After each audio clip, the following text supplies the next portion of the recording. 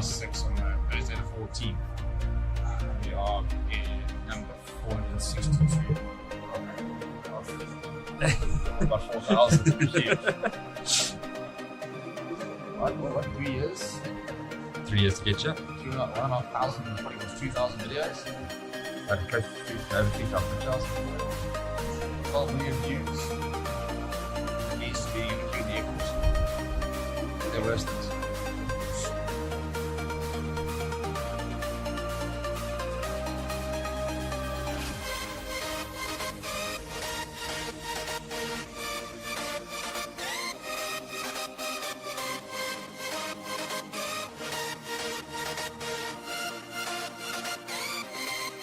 Yeah, we really use this. It's good. I want to play it, then you put me. But that's actually not that clear. I took it in like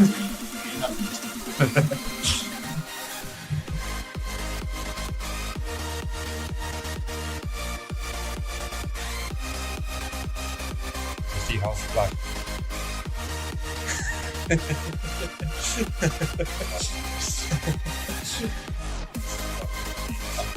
Like it. over here. On the ground. 5:30, I think. 6. An hour and a half to the train.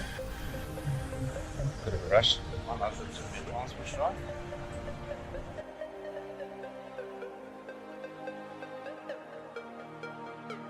There's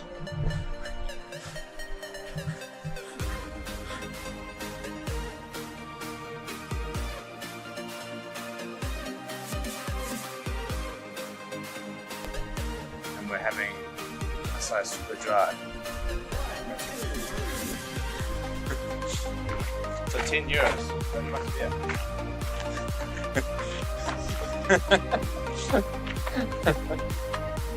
About 4 grand just to get this.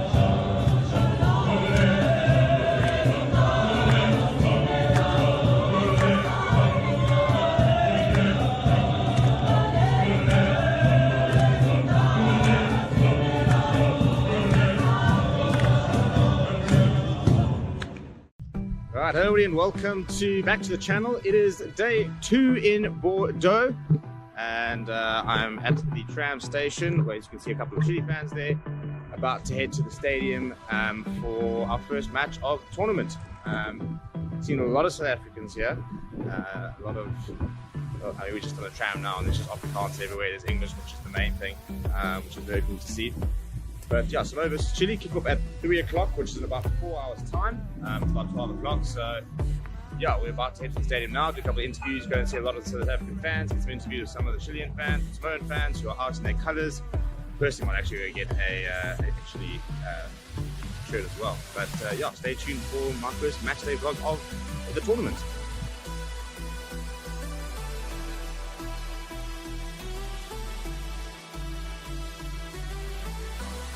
Hello and welcome to Favourite Rugby on Favourite Sports. This is day 2 of the Fair Sports Tour, and we are here in Bordeaux. Samoa versus Chile kickoff is in about just over an hour's time. And as you can see, absolutely pumping here in Bordeaux. Chile definitely seems to have the most fans here. It's a bit of a red army over here, although the Samoan support is definitely starting to arrive. Plenty of South Africans ahead of the game tomorrow against Romania. And I've got a beer, I've got my glasses on, and let's go have a look and see what's going on here.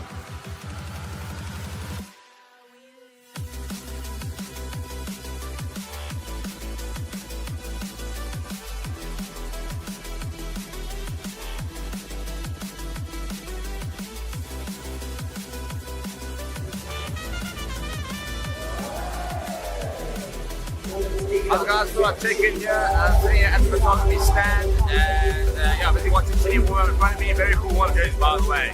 I was actually going to content to get their jerseys, but the actual warm jerseys are very cool. But yeah, sitting in the stadium, slowly starting to fill up. Just by the way, keeping an eye out for the Red Army. A lot of Chilean supporters in for today. It's just an army of red looking around here. The Samoans have come out there, of course, as well, but absolutely nothing compared to what Chile have got. And yeah, second ever World Cup game for them. They look the part, a couple of players looking very confident around here. Very cool to sort of see it, and very cool to see how excited the fans are. We spoke to a couple of the fans outside, and you can just see how excited they are to get involved in something like this. I mean, we all know how passionate of a sports nation Chile are, and the rugby doesn't seem to be any different. Very keen to see what Samoa can do here. They should be able to get the job done, but you know, anything can happen in a World Cup. So I hope you guys are enjoying the watch along, and take it soon.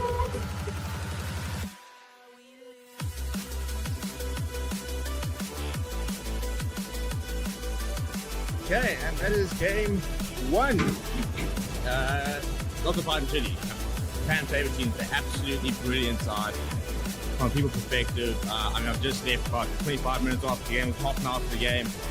They're still signing autographs, they're still changing their fans, so absolutely brilliant team that definitely has a lot of future. I mean, they were always going to struggle against Samoa, physically wise. It was tough for them to cope. But yeah, that was game one in the bag.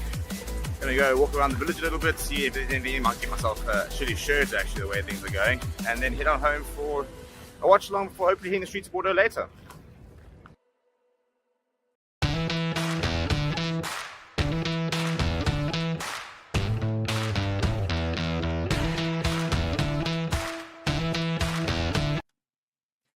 Hello everybody, Stevie P here from Forever Sports, and I'm here to tell you about BOYLESPORTS, the official betting partner of Forever Sports. Across all of our channels, they are one of the leading betting companies in the world and have recently launched in South Africa with an amazing offering. You can get a 1,000 Rand welcome offer. For the rugby, they are giving you 25% payout boost up to 2,000 Rand on the Springboks winning the World Cup, as well as an extra 50 Rand bet when you stake 250 more on rugby during the Rugby World Cup. It is your one-stop betting shop. That is BOYLESPORTS. Come and join us in the community. Check the links in the description to sign up, get yourself an account, and make sure that you are winning big with BOYLESPORTS.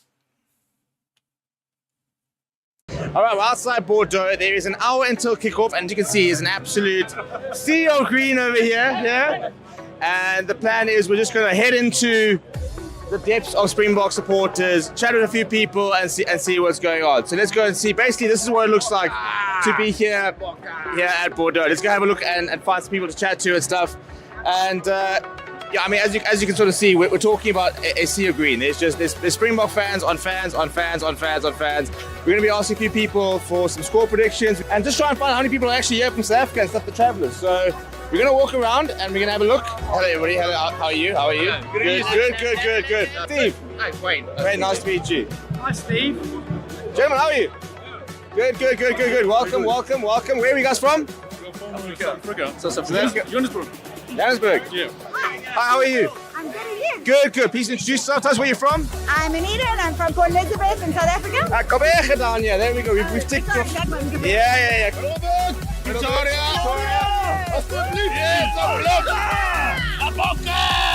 My name is Steve, we're from Fair Sports. We are recording over here, so we're going to cover all the multitude of South African supporters. Are you guys all from South Africa?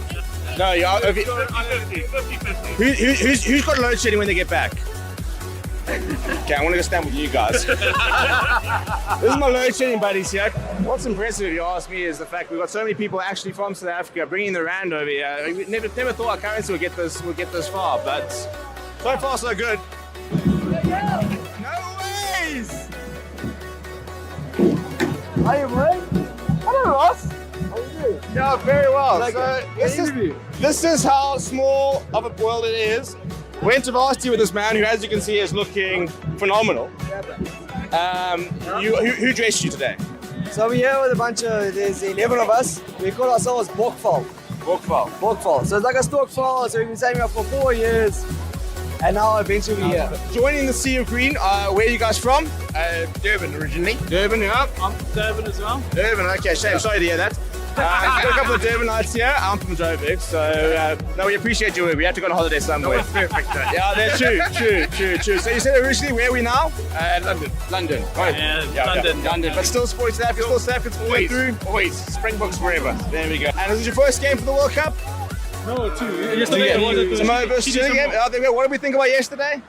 Crazy. But today it's better. It's amazing. It's just a sea of green, and thank you guys for wearing your colours and bringing out the box. When did you arrive? We arrived on the 15th. 15. Okay, it's been here a while. And when are we leaving?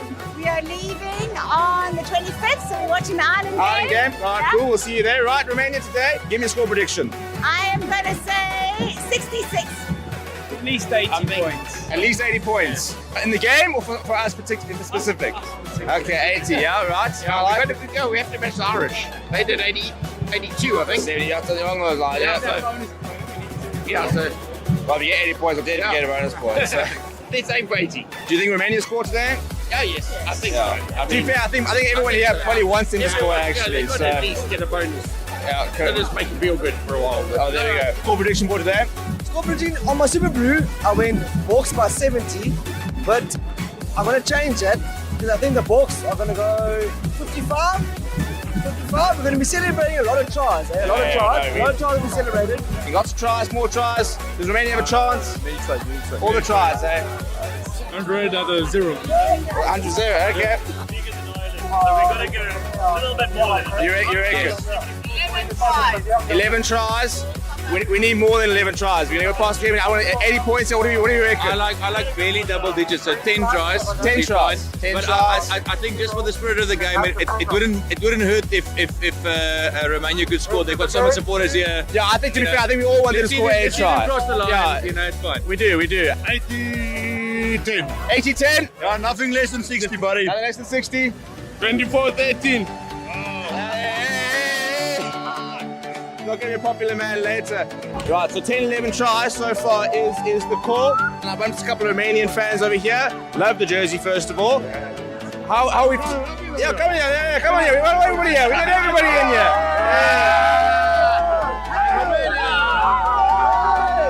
Yeah. Coming up against the current world champs. How are you guys feeling? We are feeling, I think, confident. We want to make a big game to get out of the game like Uruguay last game with France, like heroes. Yeah, it's hard to beat them, but we can be some heroes. We want to see some heroes there. I'm actually quite keen to see how Dion Ferreira does coming on as Yeah. replacement hookers. Okay. And that. Well, Matty Markham is starting there. You know, apparently anyone's a hooker these days. Exactly. Don't quote me on that, but after you finish here, we'll be invaded here. It's a bit of a takeover here. I'm going to come across here. Once you guys have beat a player today, who are you guys supporting in the tournament? Are you guys going to support us afterwards, or is there another team you're supporting? Depends on the result. I'm sorry for you, but the European team must win it. No. Come here to us. You see, come here to us. We'll take you. Well, you already have a movie, so the European nation needs to Yeah, we need another movie though. We've got no electricity. It's tough out there. This is the nice thing, I suppose, when it comes to the smaller games, is that there is genuinely no animosity whatsoever. It is very, very relaxed. And yeah, there's a lot of camaraderie. Hopefully that won't change. And look, if the Boks lose, we might see a lot of very grumpy Springbok supporters. Are we bringing it back to Pretoria? Absolutely. You reckon? Absolutely. Bring it back. All the back. Absolutely. So you're going to bring it home? Yeah, definitely. The World Cup's coming back to South Africa for another 4 years. My friend, he said yes. Okay, there you go. You asked here, Cleese, Ches and Colvin. They've confirmed that the World Cup is coming back to South Africa. So you heard it here first. There we go. Guys, thank you so much. Enjoy the game.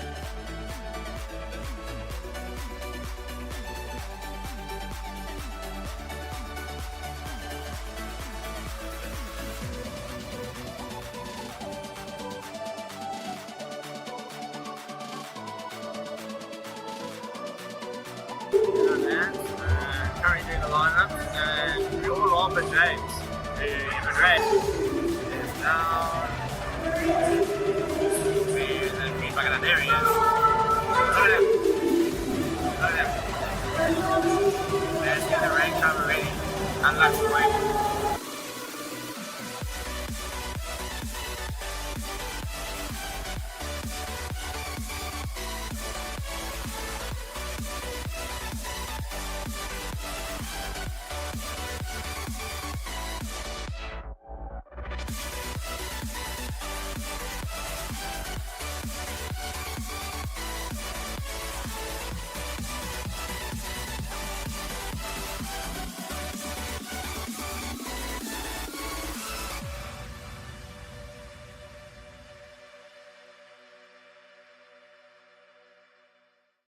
Hello everybody and welcome back to Favorite Rugby on Favorite Sport. And as you can see, it is Paris week. South Africa versus Ireland on Saturday.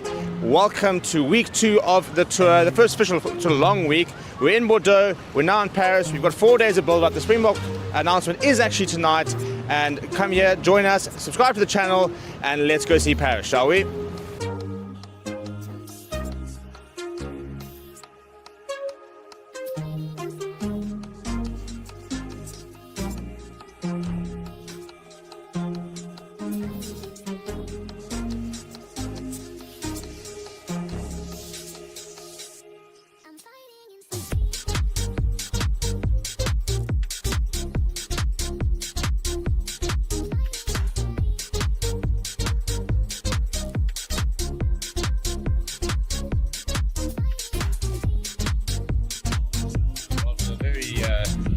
Fun morning. So we have the police station. We are finally up from there. Yeah, of course, behind the camera and postponed it yesterday, so we're having to sort that out. And late change plans. It's going to be announced tonight, so unfortunately, not 2 hours. But yeah, let's go see the Paris.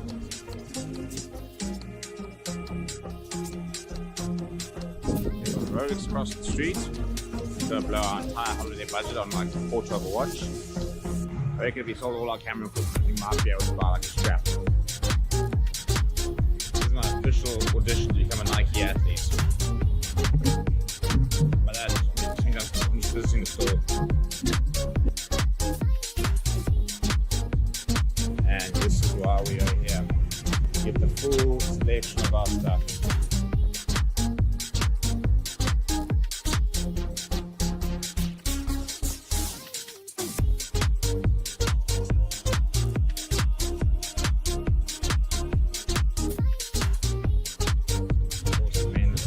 Bloody floor. Much time I'm walking upstairs. Pretty cool though. Come to a basically 5-story Nike.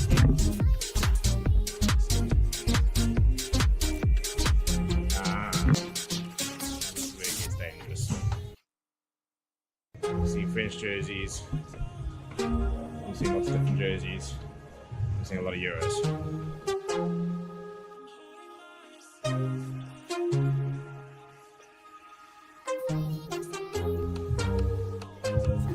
Getting sorted for my next fishing trip.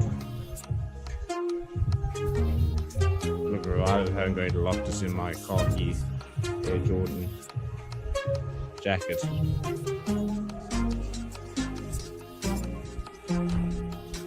There you go, nice. See when you watch the rugby on a Saturday morning, and you're sorted.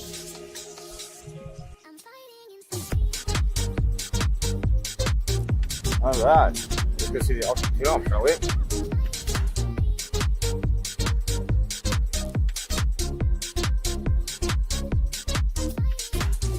This is now my Lecoq Sportif edition today.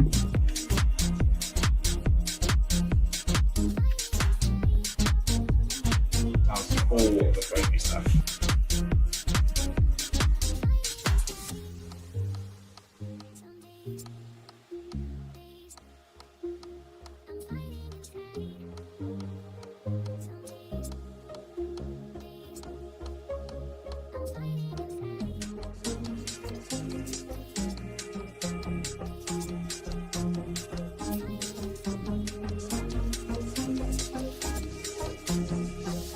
This is currently where I'm walking.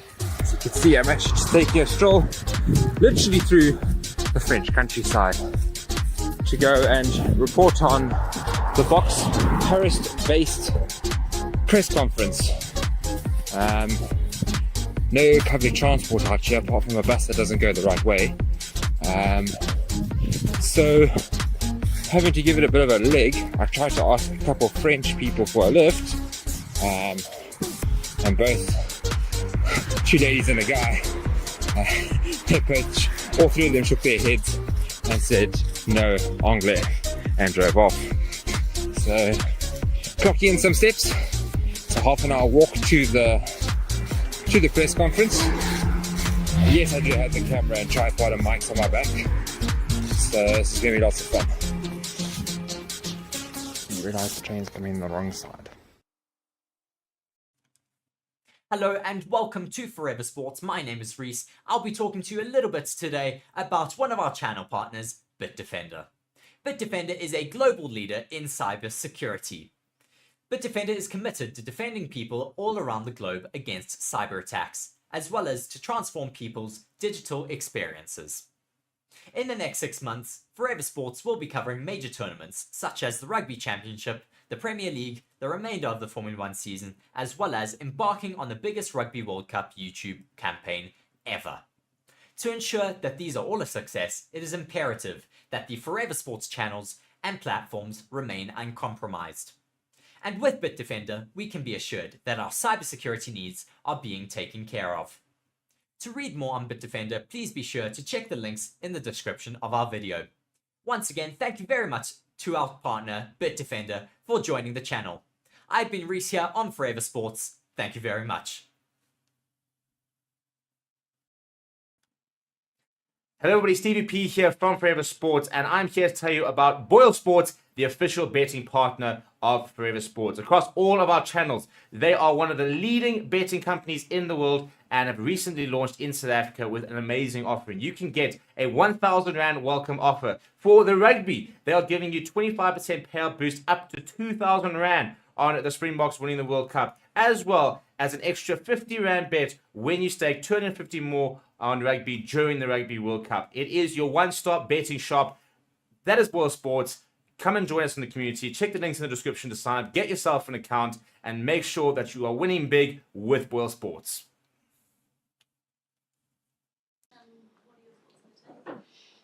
Ours or theirs? Yeah, no, strong side. Play with a lot of creativity. They use the ball really well. They play fast at the ruck and got some good line-out variations.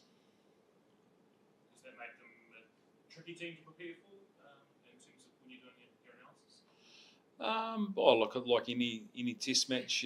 You have a look at themes that teams have got, where they commonly play, or how they commonly kick, or what variations they use around different platforms. But yeah, no different to any other test really, where you just have a look at that deeply and just work out a plan accordingly, which hopefully you can try and expose in a few areas. I know you were part of the coaching staff back in 2021 when you played, but have you gone back to that game at all? From recollection, it was quite a tricky opening half hour or so. Yeah, had a couple of looks and a few bits and pieces, and I think they've sort of changed a little bit of how they play now, and yeah, they're good to watch. What does a Kieran Crowley coach at these sides look like? Does he bring some of the Kiwi influence, do you think, from what you can see? Yeah, I think he's been pretty well respected over there. He's done a good job, and a couple of games they were probably unlucky in the Six Nations, but I think that he's had Neil Barnes over there helping him as well, who's done some good stuff with their line out. So yeah, they'll be looking forward to the game, no doubt.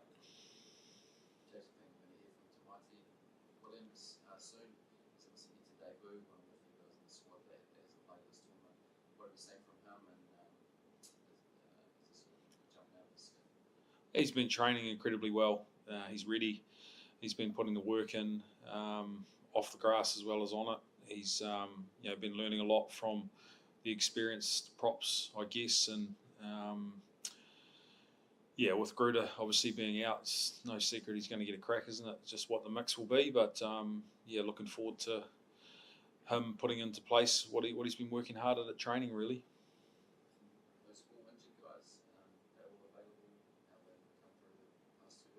Yeah, they're all good. Yeah, they're all selectable.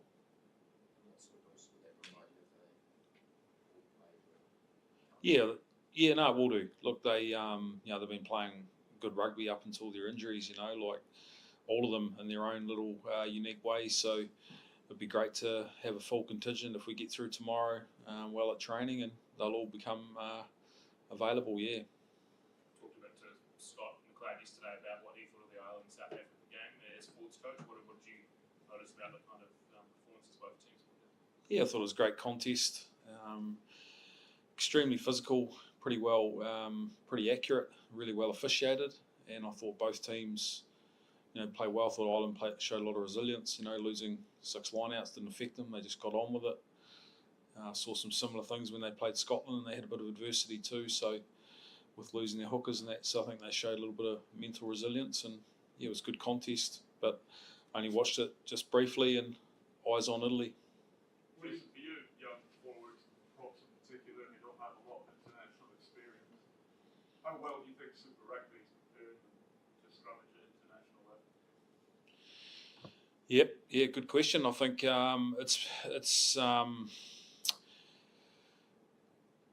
it was always enjoyable playing the box in Super Rugby in my experience, because they're big forward pack and that sort of thing. So you don't probably have that sort of demand in the Super Rugby competition as much as you used to. But I think what's important, you've got to run scenarios at trainings, and you've got to make sure that you're setting guys up to succeed through different situations that you can create through different ways of loading the scrum, engaging and that sort of thing. So it's probably not what it used to be fair, but we've got no excuses with that side of thing. We've got to get ourselves right at trainings and get that right. We probably learned that in the test at Twickenham. Jace, I don't know if that answers your question or not. Jace, what do you want to see from your forwards on Friday night? You seeing any particular target? You want to see anything different, anything better? Perhaps right? Yeah, we've got to step up. To be honest, we've got to move forward. I talked at the camp that it was really important for us as an All Black team to change gears, and I think as a forward pack, we're in a great spot to do that, and we'll have no excuses around that. And I think that it has to be a bit of a marker game for us as a pack, and I know the boys are in a great spot and they've prepared well, and looking forward to executing what we've been working so hard at with training. The Bordeaux camp, as I mentioned last week, it was some good physical exchanges and blew the whistle a couple more times than I usually do, but it's a good sign. It's all to and put in the right place. You've obviously got those 3 quality locks. You're confident you can kind of get the best out of all 3 in the mix on Friday? We've got 4 quality locks, to be fair. We've got 2 absolute experienced 100 test locks, and then we've got Scooter, who's really knocking on the door, and his game's been exceptional. He brings a good explosive ball carry and defence physicality, and Guz and Sammy Whitelock, they obviously bring just amazing line-out experience, both attacking wise and defensively. Sammy does our D stuff, and Guz does a lot of our attacking work. So they complement each other, and it's just a matter of getting the balance right, depending on how the game goes and what the momentum shifts are, how many scrums there are, and just making sure you get that balance right of who comes on and who finishes at the right time, really. New Zealand have played Italy 15 times and have won by an average 50 points over. Is it hard to, when you come out against a team that you've thrashed so many times, to really treat them as a team on the same level as you and feel that you have to play your best to beat? Yeah, I wasn't aware of that stat myself, but we prepare every team accordingly with a lot of respect. Italy, they won't go away. They've shown that, I think, in the last 12 months that they are, as I said before, really well coached. They're physical, and they pride themselves on a lot of energy that they get around each other, and they play with a lot of excitement as well. A lot of passion. Jason, when you see the intensity of the Irish South African game, did you have, in a way, an influence on the mindset of your players? A positive fear or electricity or something? Yeah, it was positive. The boys all got round, watched the game. It was a good contest, and the crowd got behind it. I think it sort of, in a way, probably set the World Cup alight a little bit with the contest of where the bar's going to be, and we're excited by that because that's the same direction that we're heading as well. So we're confident around that. It means you use this footage of this game on them to prepare them? Oh, not necessarily. Look, we've got our own identity as the All Blacks that we pride ourselves on, and there's stuff that we would do differently in that game. But yeah, we definitely enjoyed watching the game.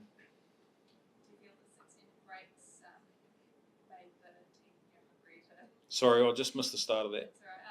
This kind of extended break that you had now, how's it, I guess, sort of make the team, I guess, more hungry than ever to get back out there?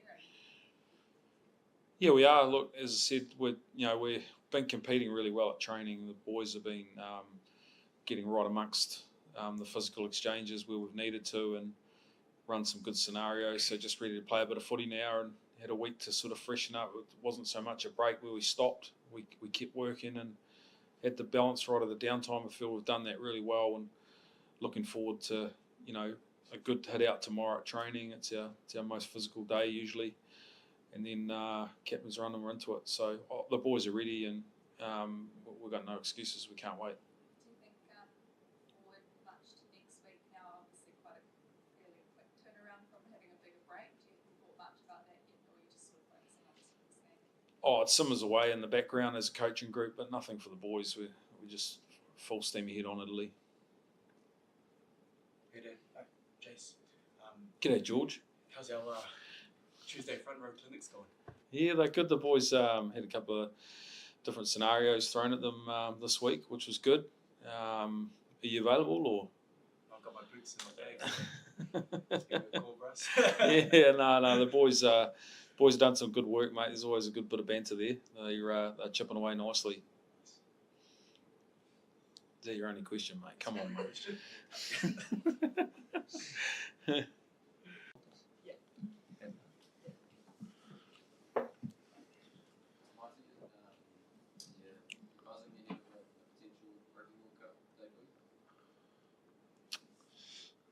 Yeah, I'm just rapt to be in Test week.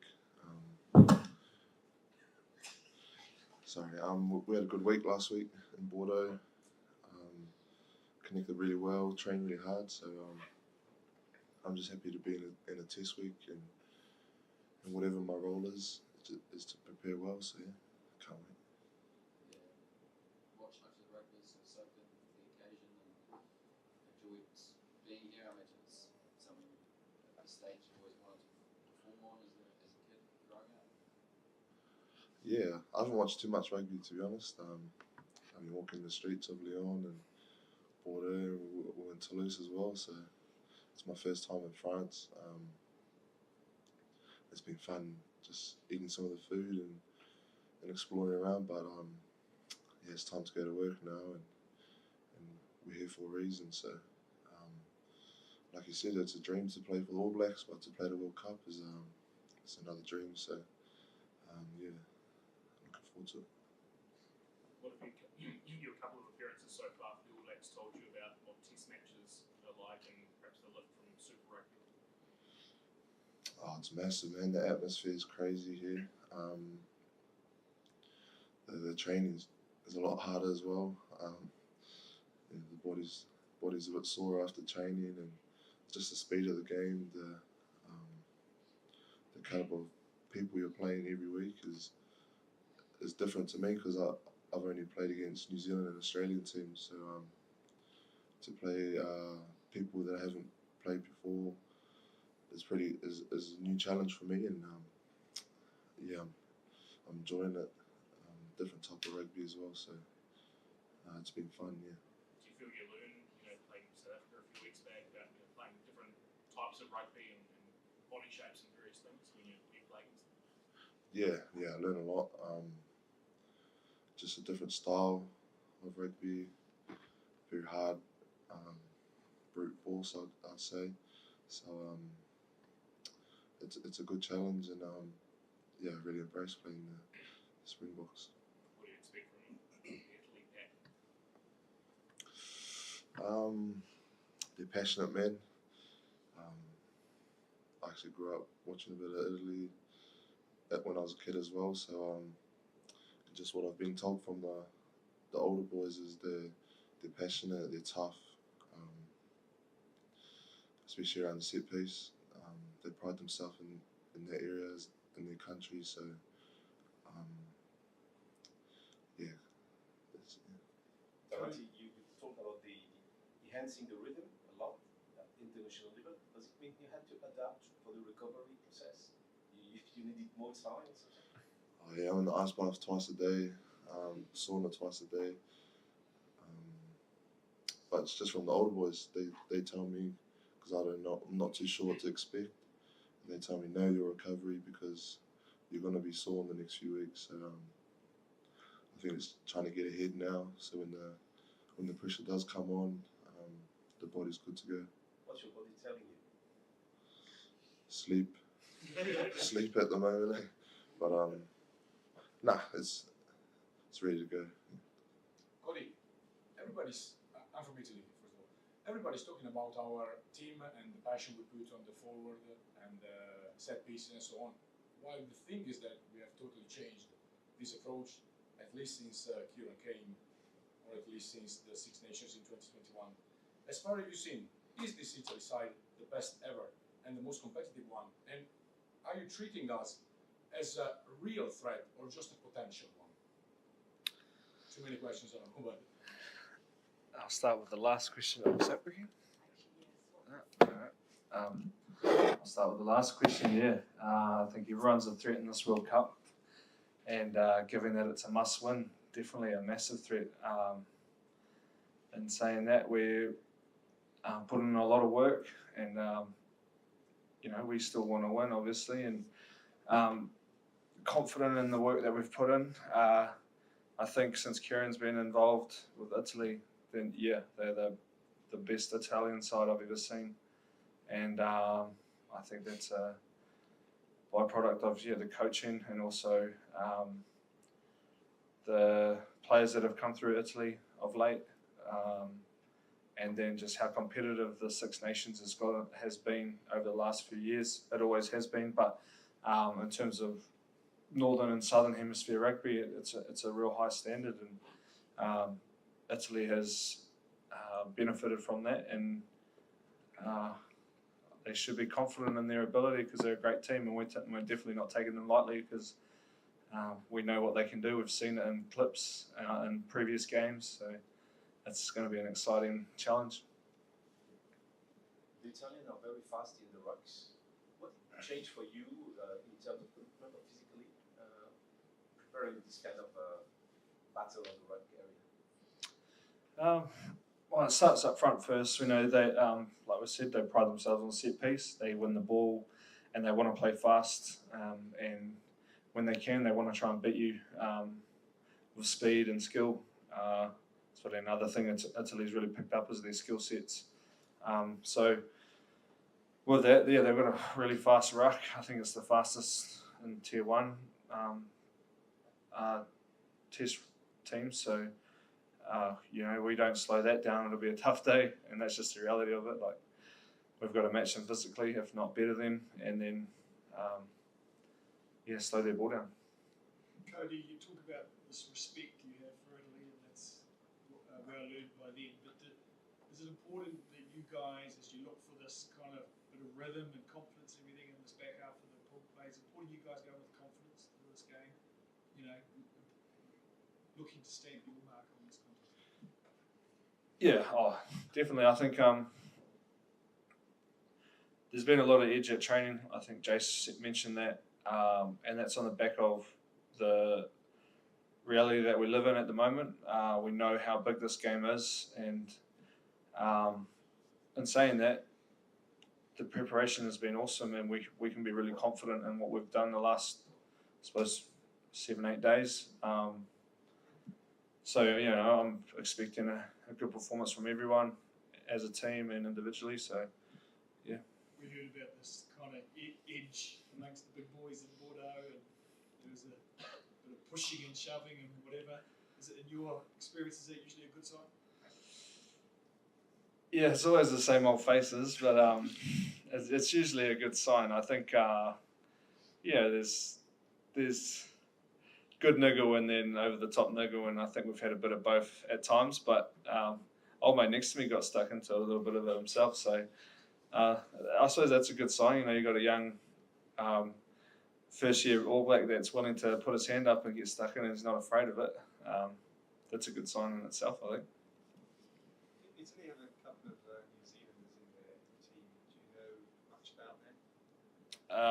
Hame, I know Hame Fiver. Hope I pronounced that right.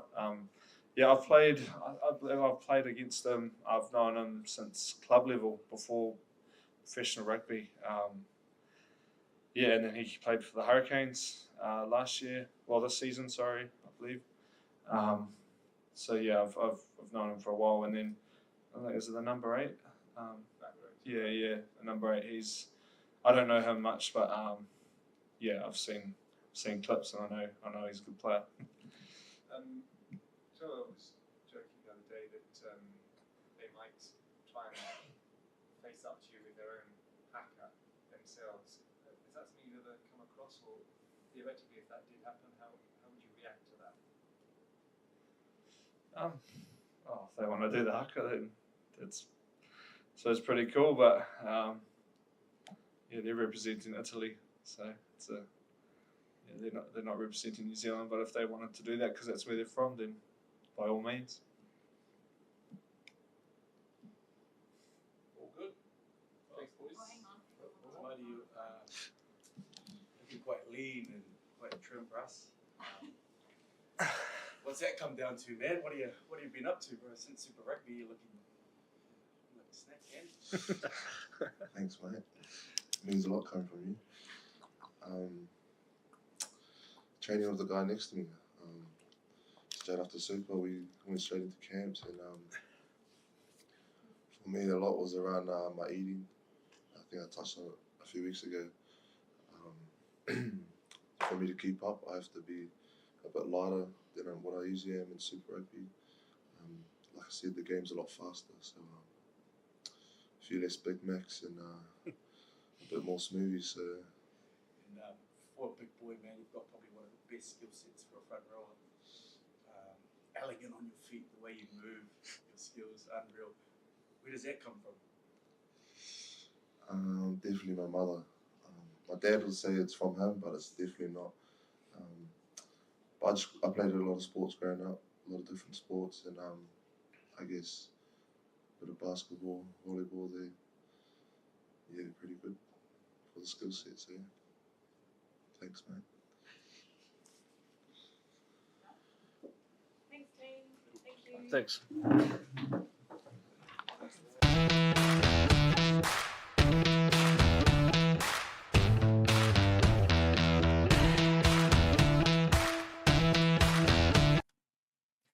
Hello everybody, Stevie P here from Forever Sports, and I'm here to tell you about BOYLESPORTS, the official betting partner of Forever Sports. Across all of our channels, they are one of the leading betting companies in the world and have recently launched in South Africa with an amazing offering. You can get a 1,000 Rand welcome offer. For the rugby, they are giving you 25% payout boost up to 2,000 Rand on the Springboks winning the World Cup, as well as an extra 50 Rand bet when you stake 250 more on rugby during the Rugby World Cup. It is your one-stop betting shop. That is BOYLESPORTS. Come and join us in the community. Check the links in the description to sign up, get yourself an account, and make sure that you are winning big with BOYLESPORTS. You've had a bit of time without them, but how nice, I suppose, how important to get that as a quartet back in the group and getting game time. Am I using this? Are we using these? Yes. Oh, it's great. You know, it's they've been on that list for a few too many weeks, but that's what happens. But you know, we used last week, I thought, really well in terms of getting their progression to play, and you know, really confident. Obviously, with Shannon and Geordie, we've been able to get them in the starting lineup. I think with Tyrell, there's a good chance for him to get some time under his belt off the bench. But we all know how much we rate him, and with Sam, he needed to really needed to tick a few boxes at the first two trainings of this week, which is why we gave him time to do that by starting him off the bench. In terms of Damien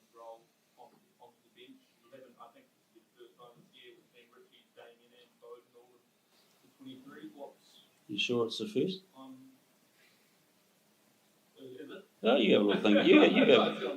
You guys obviously do your research, but go and check it. No, I reckon he's earned the right to do that. He's playing well, training well, and again, it's a chance for us to look at how we can inject him into that space. It obviously changes the configuration and the coverage of what we got in the backs, but we've been working on that.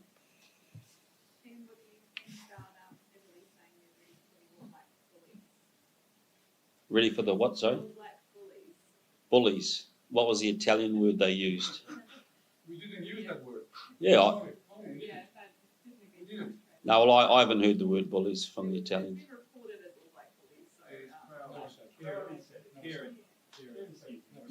So what did he say? Just, I'm happy to answer the question. I just didn't want to know that was right. Okay. Well, that's rugby. Everyone's trying to do that. You know, they'll be trying to do that to us. It's a physical game. Look, I don't think it's not a lack of respect from anyone. It's just both teams. There's a lot at stake. This was always going to be a game that we knew we had to get really excited about and play well in. And you know, regardless of what happened, and I said it before, regardless of what happened in round one, this was always a game that we had to go out there and perform well, building into what we want to be, where we want to be later on. But we also knew we had to. This is a game we've got to go out, play well, and win. And so nothing's changed. The good thing is that we're playing a team that's confident, so there's no surprises, and they've earned that. You know, the last 2 years we've seen a lot of growth in their game, and I think I made the point after the Six Nations. I thought they were one of the highlights of the Six Nations, the way they played and the competitiveness of all their games. And so we're expecting a tough battle. Do you seem a little bit amused by that? I guess that, you know, physicality is part of the game, right? And you've faced plenty of it in recent tests. If you're not physical, surely you're not doing your job. Yeah, and if you're not physical, it's going to be a long day. So both teams are, you know, going to try and bring the best on Friday night. So it's going to be good, and we respect Italy. And like Foz said, they've played some awesome footy in their last couple of games. So it's a great challenge for us. The Italian back row is very fast on the rucks. Explaining for a large audience, what's the key about this battle of speed on the rucks? Yeah, I think we just have to look after the ball, and we've seen over the last couple of games that the ball can get quite slippery in contact. So, you know, we've got to look after our breakdown. And I don't think it's just their loose chair that's good over the ball. It's their whole team. They're good over the ball. So that's a threat that, you know, we kind of have identified, and we need to nullify that.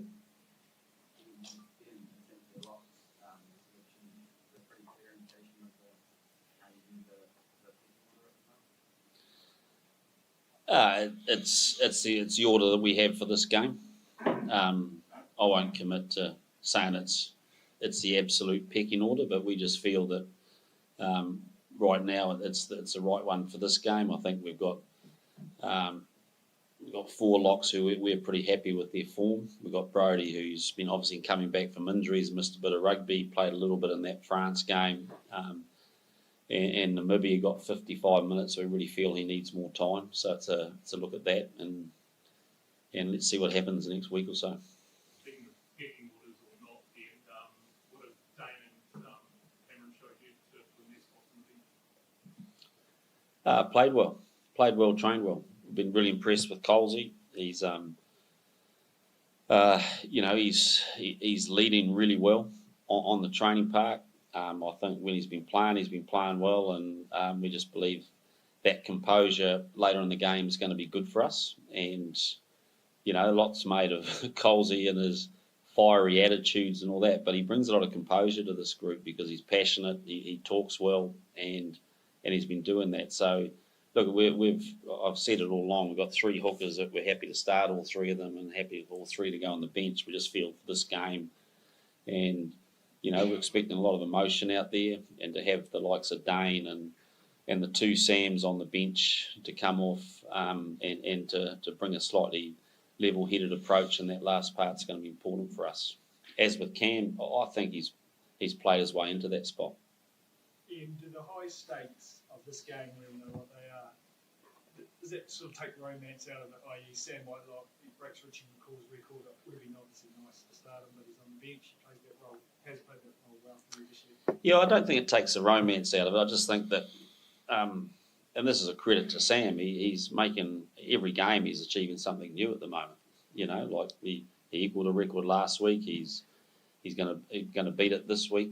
Then he's got 150 coming up, and then he's got the most capped All Black in World Cup. You know, like it's just that every day is a bit of a statement of something that he's achieving, and so you know we want to honour that achievement because he's earned that.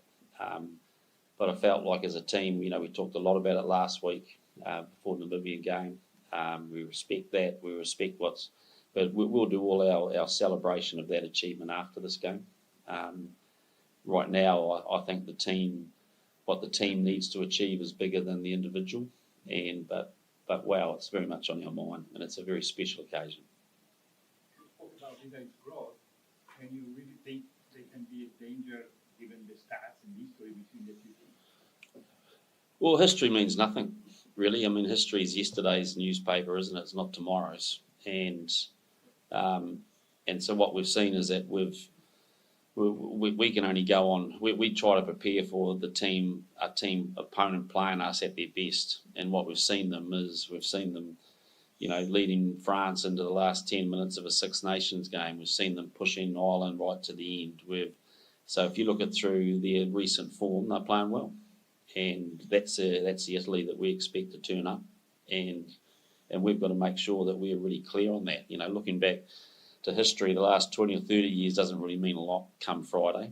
And I think it's a positive sign for Italy. You know, they've taken a strategy of growing a young group coming through. They've clearly decided to change the way they play and to say, well, let's risk a little bit and see what happens. And it's worked well for them.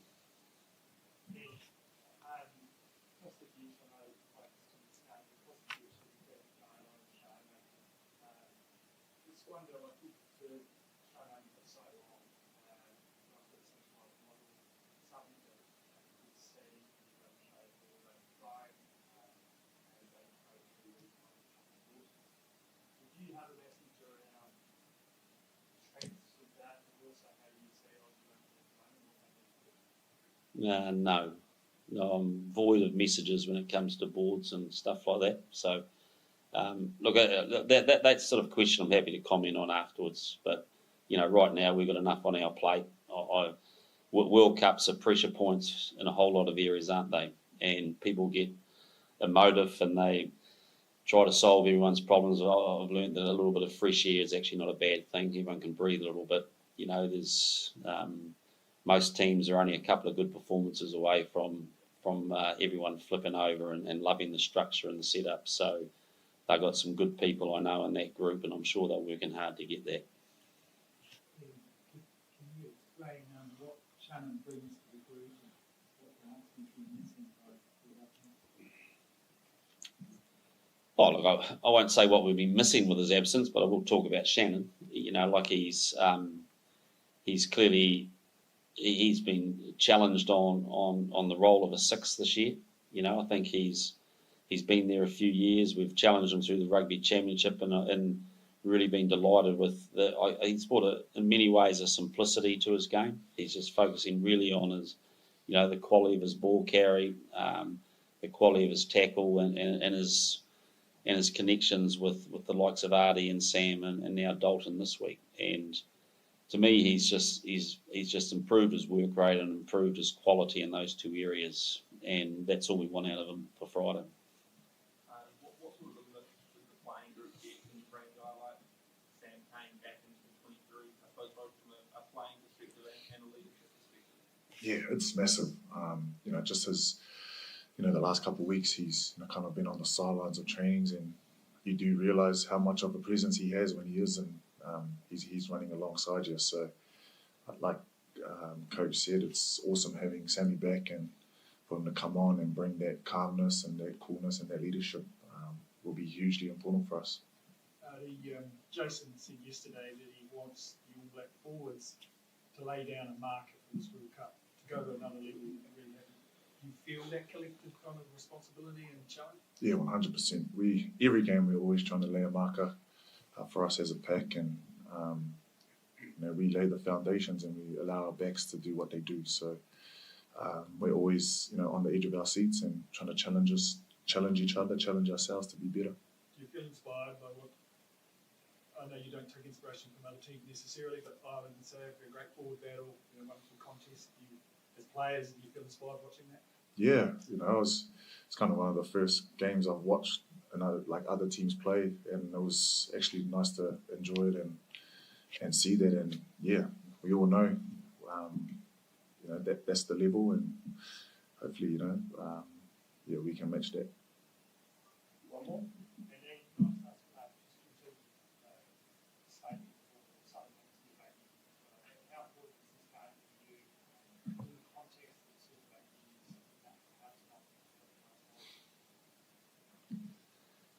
I'm going to answer it the same way I answered the last question. I think this game's important for us.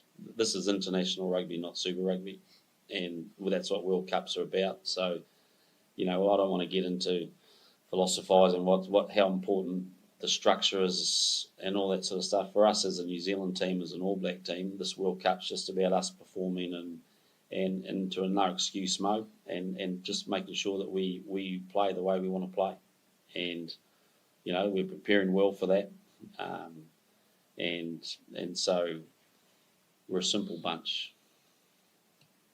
Cool. Thank you, everyone. Thank you. Sure.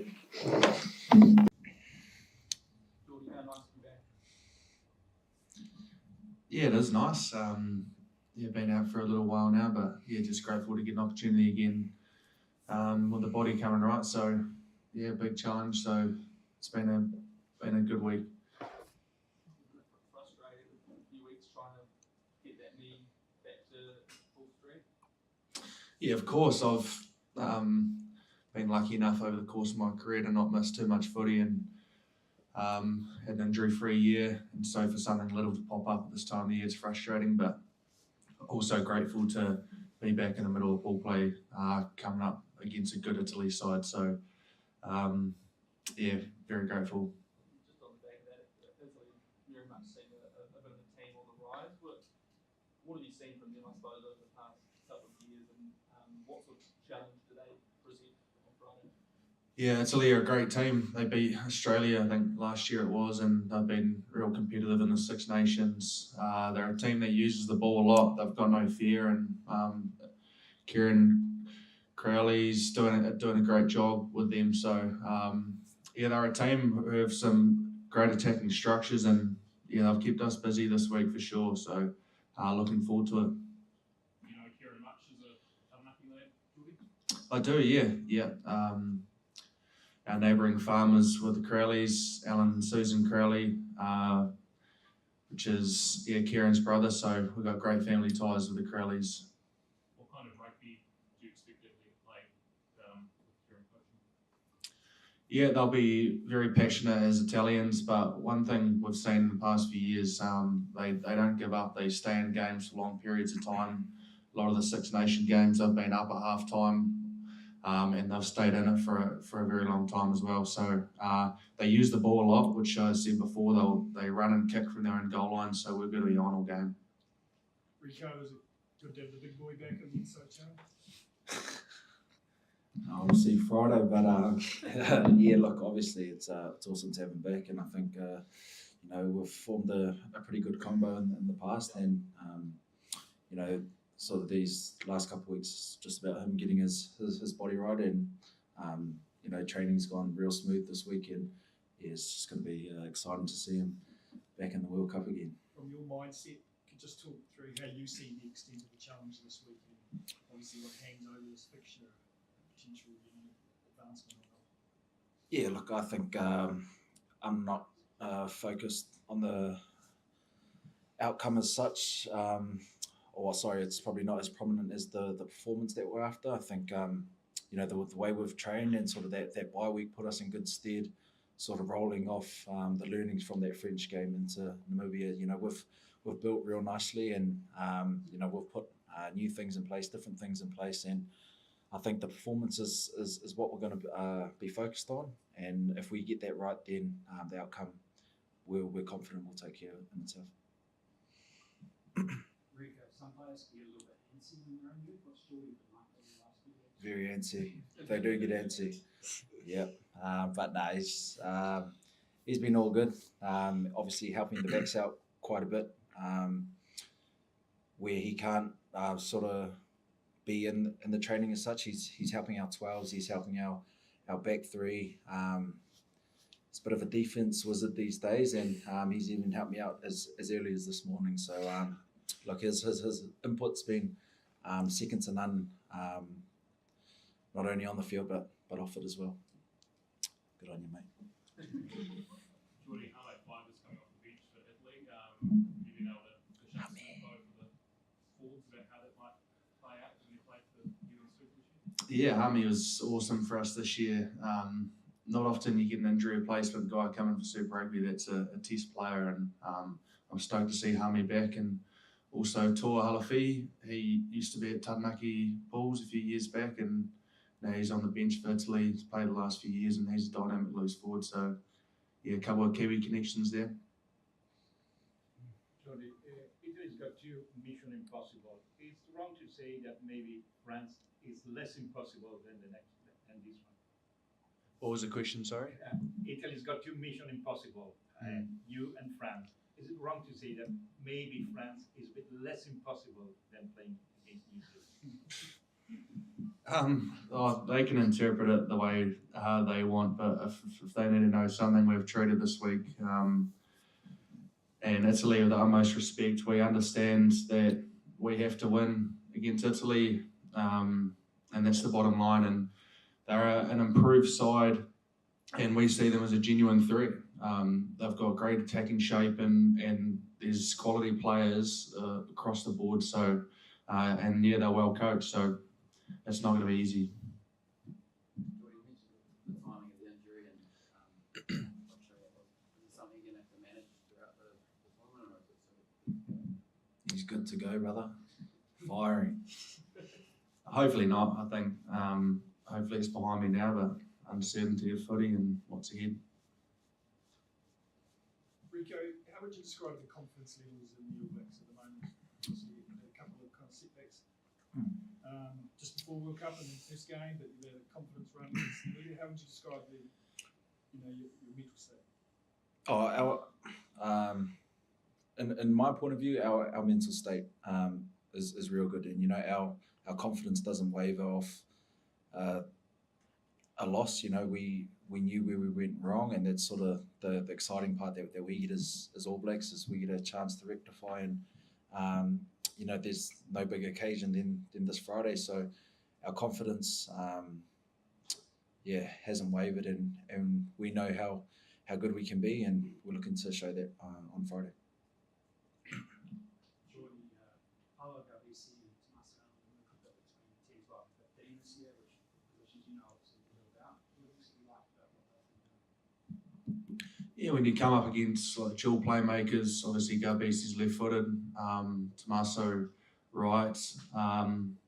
It's a different dimension to the way you got to defend these teams, and when they can swing to a certain side of the ruck, your backfield coverage and defence is going to be on all the time. So we understand they see the game like 10s, and 10s see the game differently, so they'll be able to attack us in all different areas. So and then a couple of dynamic wings and Kaputo and Ioane, so they've got some threats all over the park. Jordy, is it time to express yourself as All Blacks, or time to just win a game of rugby and put in the rugby, or a bit of both? Yeah, hopefully in trying to win a game we can express ourselves. We, like Rico alluded to before, we got a harsh lesson against France, even harsher one against South Africa a month or so ago, but we've done a lot of good work in the past few weeks, and we believe in what we're trying to do.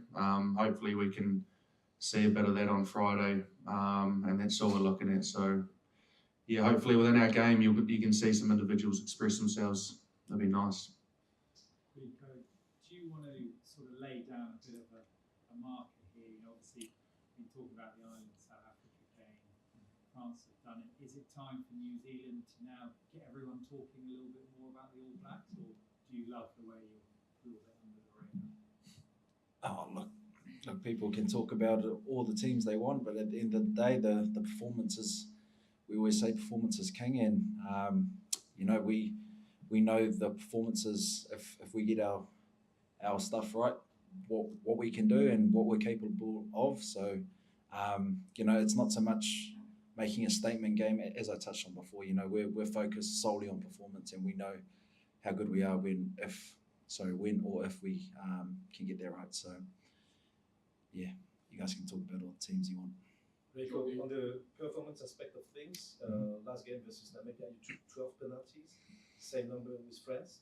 Apart from winning or losing, what's the mindset regarding penalties approaching to this game? Yeah, I think obviously probably against France was you know, things that we could have avoided. You know, I think back to what was the few high ball issues and timing issues, but I think just our discipline all around has been good, and our sort of the outlay of the penalties that we've had, there have been a lot of avoidable ones, which is positive. Not so much the ones where we can't avoid, but it's stuff that we can control. So yeah, look, as I said, we've had a bye week, just coming off a bye week. We've definitely touched on our discipline, and you've seen just in the game so far how crucial penalties are in winning matches. Is it a goal like before the first half, not more than 4 penalties or something?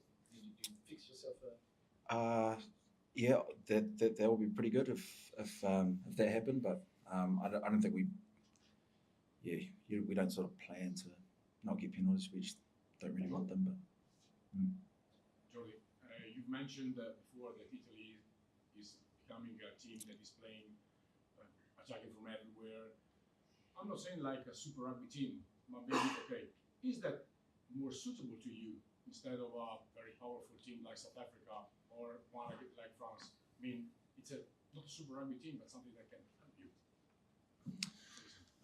Not so much. I think if we look at Italy and where they were 2 or 3 years ago, they're probably a little bit more predictable, a lot more direct, but now they're a lot harder to prepare for and actually harder to play. I mean, they do add a different dimension in terms of a power team like South Africa, but this is a challenge that we actually haven't faced in a while, and we've learned in a few days at training that some of their attacking shape, you can actually get undone by it. So we're fully aware of what they're trying to do, and I actually like their attacking shape. It's pretty sharp.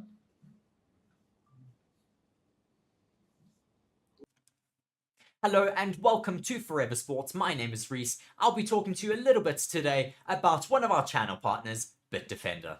BITDEFENDER is a global leader in cyber security. BITDEFENDER is committed to defending people all around the globe against cyber attacks, as well as to transform people's digital experiences. In the next 6 months, Forever Sports will be covering major tournaments such as the Rugby Championship, the Premier League, the remainder of the Formula 1 season, as well as embarking on the biggest Rugby World Cup YouTube campaign ever.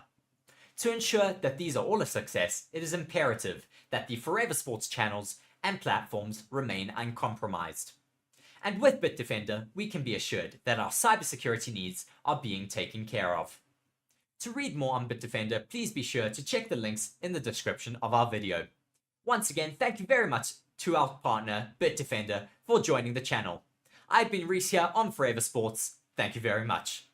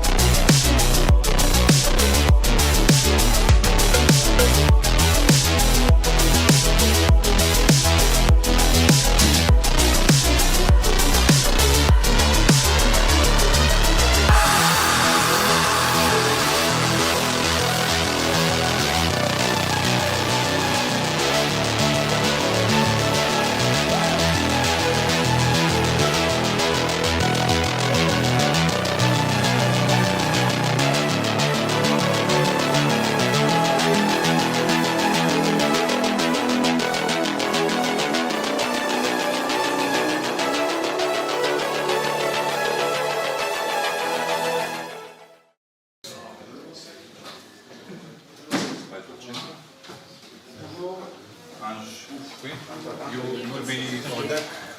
I'm gonna be here to switch players. Oh shit. Alsjeblieft. Toch die staccato come... Ja, come Covid. No, no, Metto anche la mascherina. Covid. No, mettere anche noi. Se chiede in inglese, rispondiamo in inglese. No, andiamo in italiano. Hi again. So we have defense coach Marius Gusen, Ange Capozzo, and Alan Tommaso. I'm just going to ask the photographer to stay quiet, no flash, nothing. Perfect. Thank you. First question, please.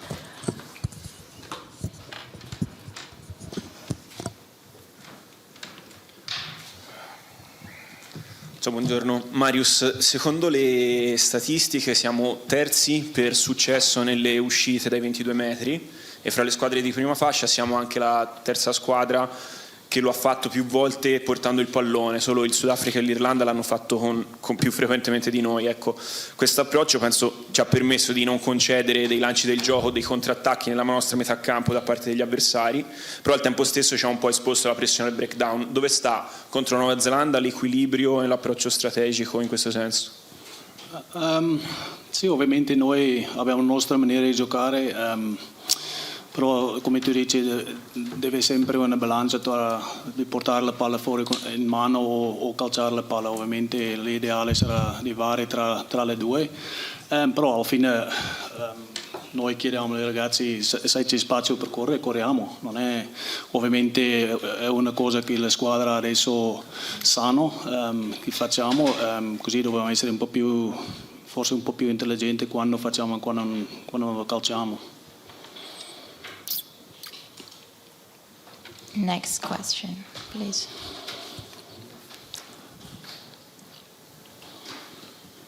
Per Ange, volevo sapere come ti trovi a giocare ala e l'avversario che avrai di fronte, insomma, non sono clienti facili, diciamo così. Ecco, volevo sapere qual era la tua impressione verso questa partita.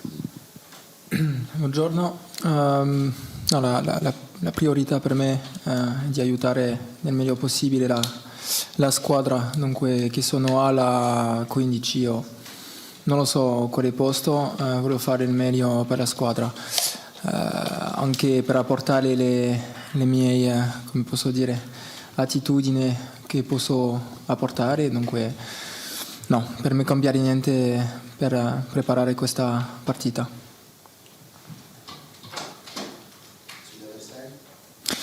Sull'avversario,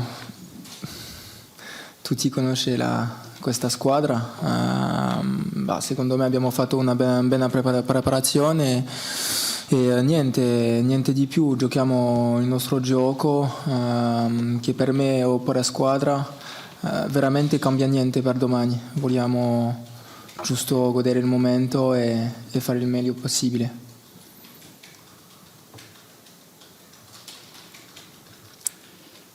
Next question, please.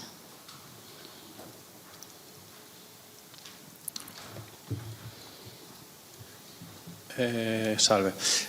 Marius, tra le tante risposte delle conferenze di ieri dei neozelandesi, questa cosa di loro giocano veloci, noi dobbiamo rallentarli, qual è la possibile contromisura a questa cosa che hanno detto loro? Ora, ogni squadra che gioca a questo livello prova a giocare veloci, quello è l'obiettivo. Quando tu vuoi segnare meta e portare la palla in mano, tu devi avere la palla veloce sulle punti incontro e questo è l'obiettivo di qualsiasi squadra, non è una cosa nuova per noi e anche per Nuova Zelanda. Ovviamente il trucco in difesa in quella caso è di rallentare la palla e tu devi trovare maniere di rallentare quella, ovviamente c'è tante maniere di farlo, noi abbiamo un piano specifico contro loro come vogliamo fare, come sicuramente loro hanno anche contro di noi, per cui sarà una parte del gioco domani sera fondamentale per tutte e due squadre. Come hai detto prima, in questo contesto, in questo livello, la parte contatto, il punto di incontro è sempre fondamentale.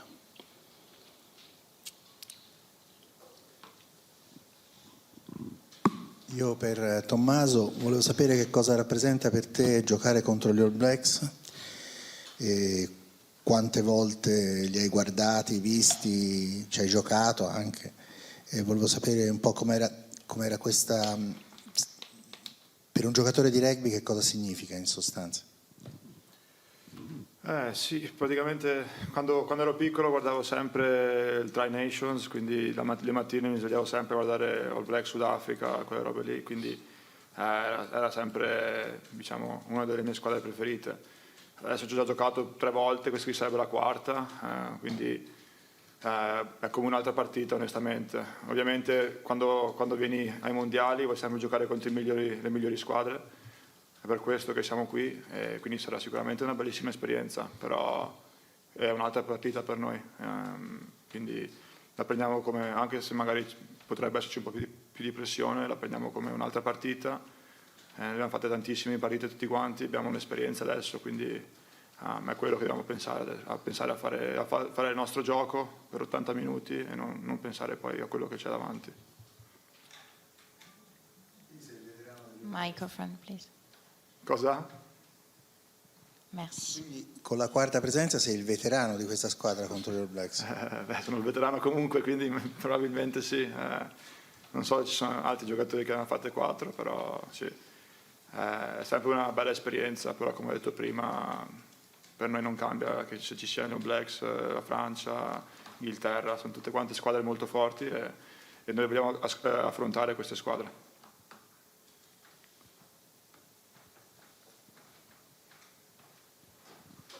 Ancora per Tommaso, Tommaso, alla vigilia di questa partita magari possiamo un attimo guardare indietro, visto che in qualche modo hai festeggiato 10 anni di carriera professionistica, no? Allora ti volevo chiedere com'è cambiato Tommaso Allan come giocatore e come persona in questi 10 anni di carriera, e se, guardando un po' indietro a tutte le tue tappe nel tuo percorso professionale, secondo te in questo momento stai giocando il miglior rugby di questi 10 anni?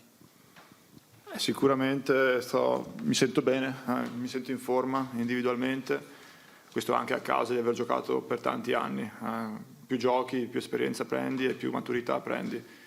Quindi c'è anche meno pressione quando giochi. Magari i primi anni subivo un pochino la pressione, ero anche giovane, quindi ci sta a volte. Però adesso, ti dico, dopo i miei 2 anni agli Harlequins, secondo me sono migliorato tanto e ti dico, adesso mi sento nel miglior posto nella mia carriera, spero che durerà ancora per un po' di anni, però sì, mi sento veramente bene e sono qua per aiutare la squadra il meglio possibile, in qualunque ruolo gioco, sono contento e sì, sono cambiato abbastanza dall'inizio della carriera.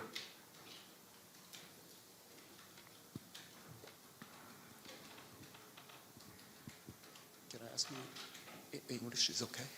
Yes. A question to Tommaso.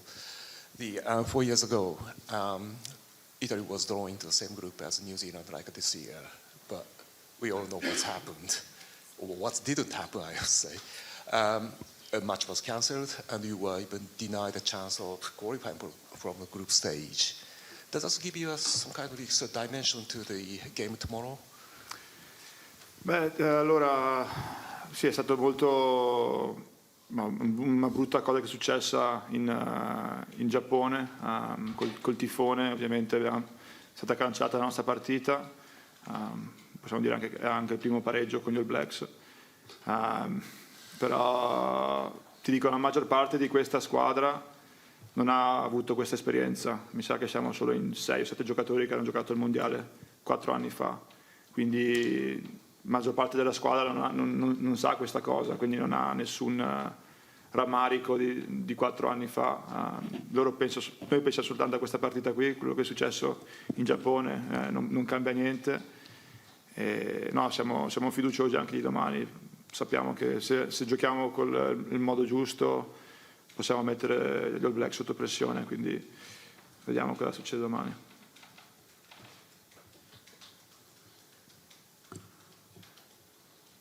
Next. Una cosa per Ange e per Tommy, dato che vi scambiate il numero 15 in nazionale, cosa ne pensate dei 15 avversari? Cioè, di Boden Barrett, vabbè, che è già campione del mondo, ma ad esempio di McKenzie che entrerà nel secondo tempo, probabilmente in quel ruolo lì, cosa gli invidiate o cosa non gli invidiate, insomma, dal punto di vista dei numeri che hanno.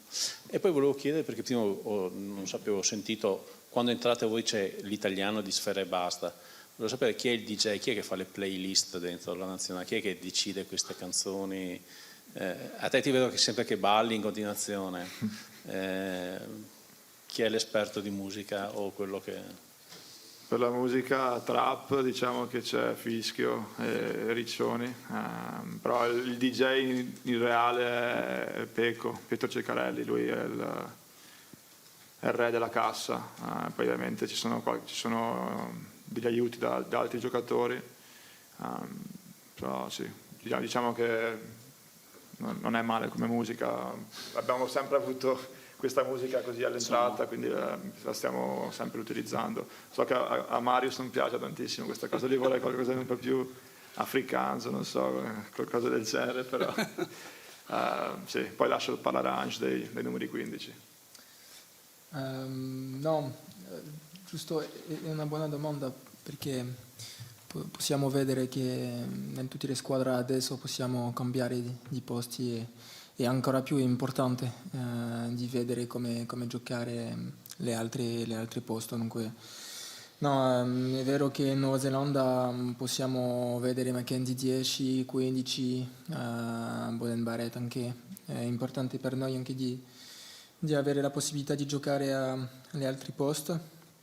E, niente, è importante di si conoscere molto bene sul campo, abbiamo già fatto la terza partita insieme, uno all'ala e l'altro a 15, dunque adesso non abbiamo più di problema.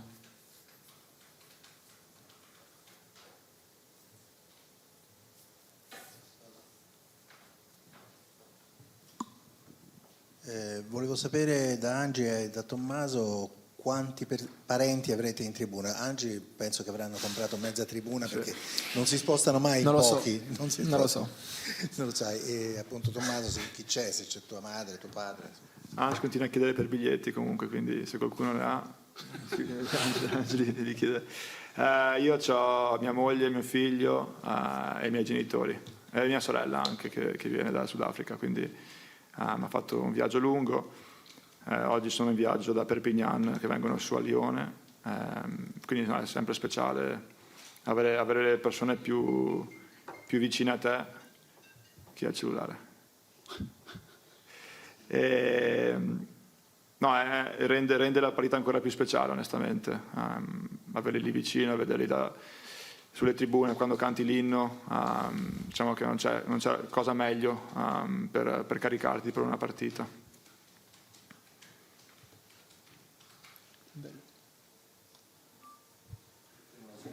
No, veramente non lo so, troppo di persone, troppo di amici, troppo di famiglia, siamo vicino a Grenoble, dunque. Per Tommaso, volevo sapere una cosa semplice, visto che il capitano si fa anche per prendere le misure del campo, c'è qualche differenza tra questo campo qua, hai preso le misure per i calci rispetto a quegli altri primi due di Nizza oppure no? Un pochino, sono un po' più soffici questo campo è un pochino più soffice sottoterra, forse anche perché hanno giocato ieri tra Uruguay e Namibia, forse anche per quello, però alla fine non cambia, è andato bene anche oggi, mi sento bene.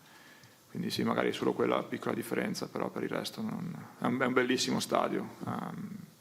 So che sarà anche pieno domani, quindi quello ci eccita ancora di più, ma è pazzesco. Solo l'unica cosa che è un pochino soffice. Grazie. Last question? Or are we good? Yeah, we're good? Okay, thank you. Grazie. Merci, grazie. Thank you.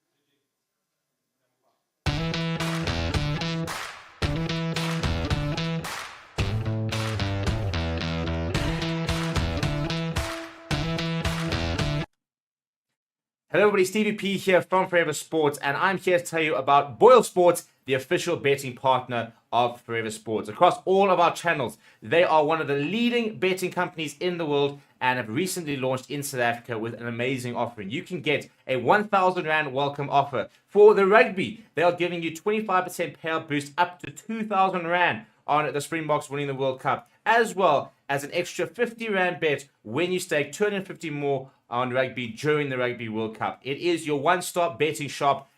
That is BOYLESPORTS. Come and join us in the community. Check the links in the description to sign up. Get yourself an account and make sure that you are winning big with BOYLESPORTS. Hello and welcome to Forever Sports. My name is Reese. I'll be talking to you a little bit today about one of our channel partners, BITDEFENDER. BITDEFENDER is a global leader in cyber security. BITDEFENDER is committed to defending people all around the globe against cyber attacks, as well as to transform people's digital experiences. In the next 6 months, Forever Sports will be covering major tournaments such as the Rugby Championship, the Premier League, the remainder of the Formula 1 season, as well as embarking on the biggest Rugby World Cup YouTube campaign ever. To ensure that these are all a success, it is imperative that the Forever Sports channels and platforms remain uncompromised. And with BITDEFENDER, we can be assured that our cybersecurity needs are being taken care of. To read more on BITDEFENDER, please be sure to check the links in the description of our video. Once again, thank you very much to our partner, BITDEFENDER, for joining the channel. I've been Reese here on Forever Sports. Thank you very much.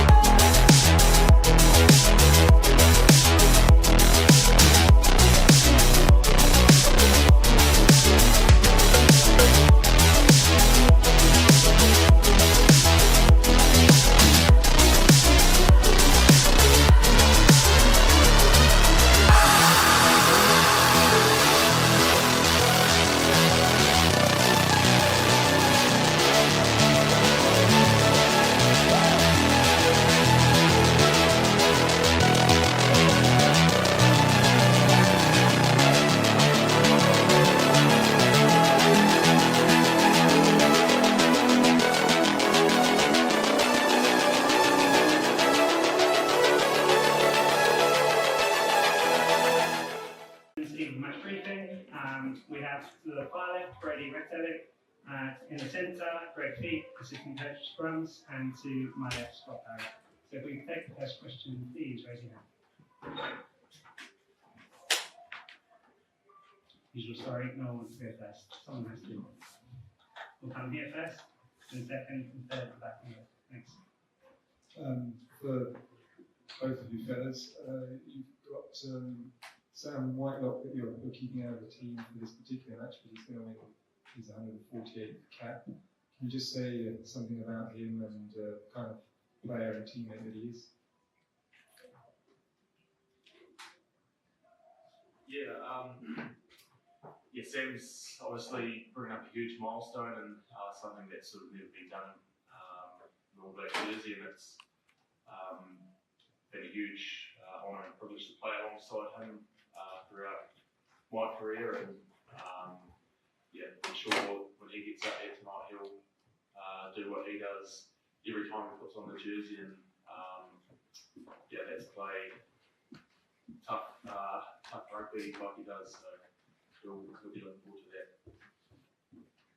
Yeah, I'll just reiterate what's good to see. I think it's obviously the 149th game, and to do that from a physical and from a mental side, to be able to turn up each week and prepare and play the way that he does is a real testament to him, and obviously no one's done it in the jersey before, so it stands alone there.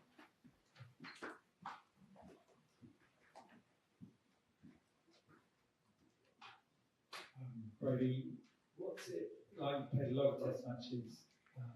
New Zealand never lost to the All Blacks. Does that kind of add a little bit of spice to this match? Just that fear of failure, fear of becoming the first team to do something? No, not at all. I think it's a World Cup, obviously, with not getting a result against France in the open game, then we need to win all three to be in control of where we want to be. So, we've talked about before, even with New Zealand, that World Cup's a difference, and there's the added pressure of playing the way the result needs to go for us and for them. So that's what World Cup's all about. That's why we play the game, but there's big test matches.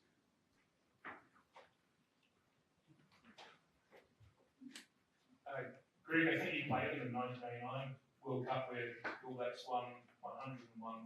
Having watched them through the Six Nations in time of Lyon, how have Italy improved over the last 20 years? I think that the way they play the game, they've got a style that is very attacking. Want to pressure teams and hold on to the ball really well. We've got some dangerous players out wide. Tactically, they seem very good, well coached.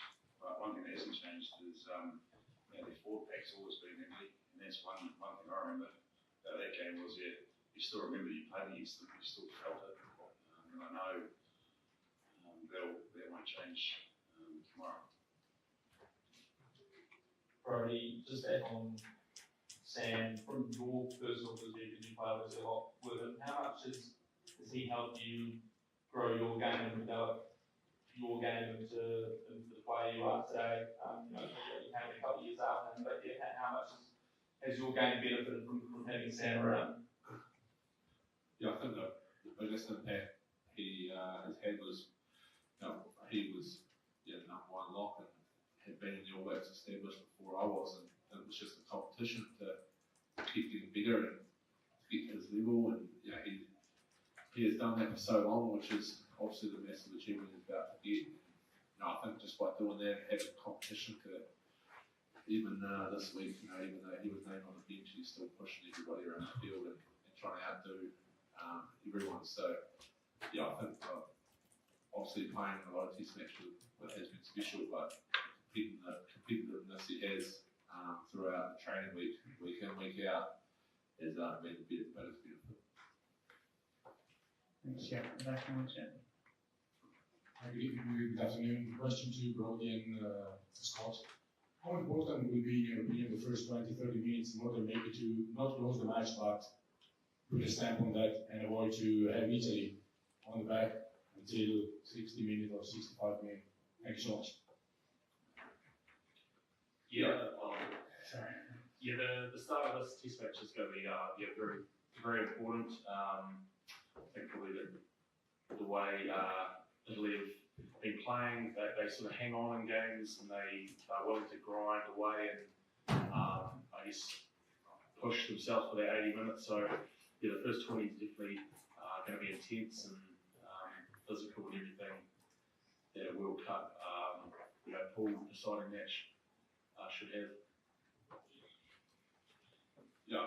What Scott said, I don't see it. To last 20 to 30 minutes, it could take 70, whatever it takes. It's a test match with a lot on the line. So, as we've previewed and talked about here, they're playing some very attacking footy when they get the systems right. So, we need to be on before they get.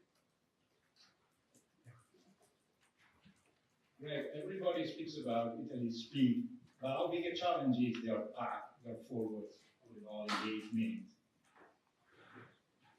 Yes, they've even gone for a 6-2 splits. They've really stacked it up, and their bench looks really strong.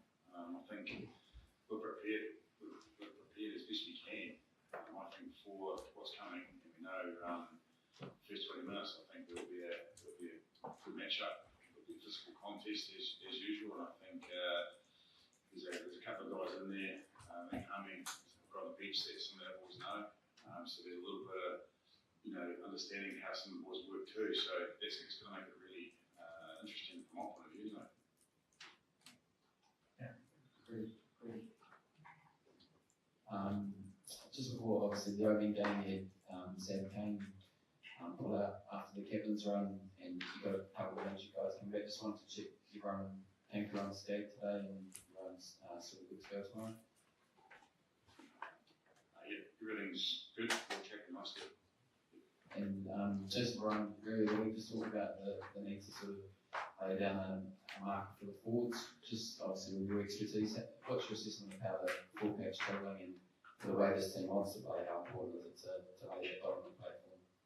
I think the best way to judge that for us is within our own camp.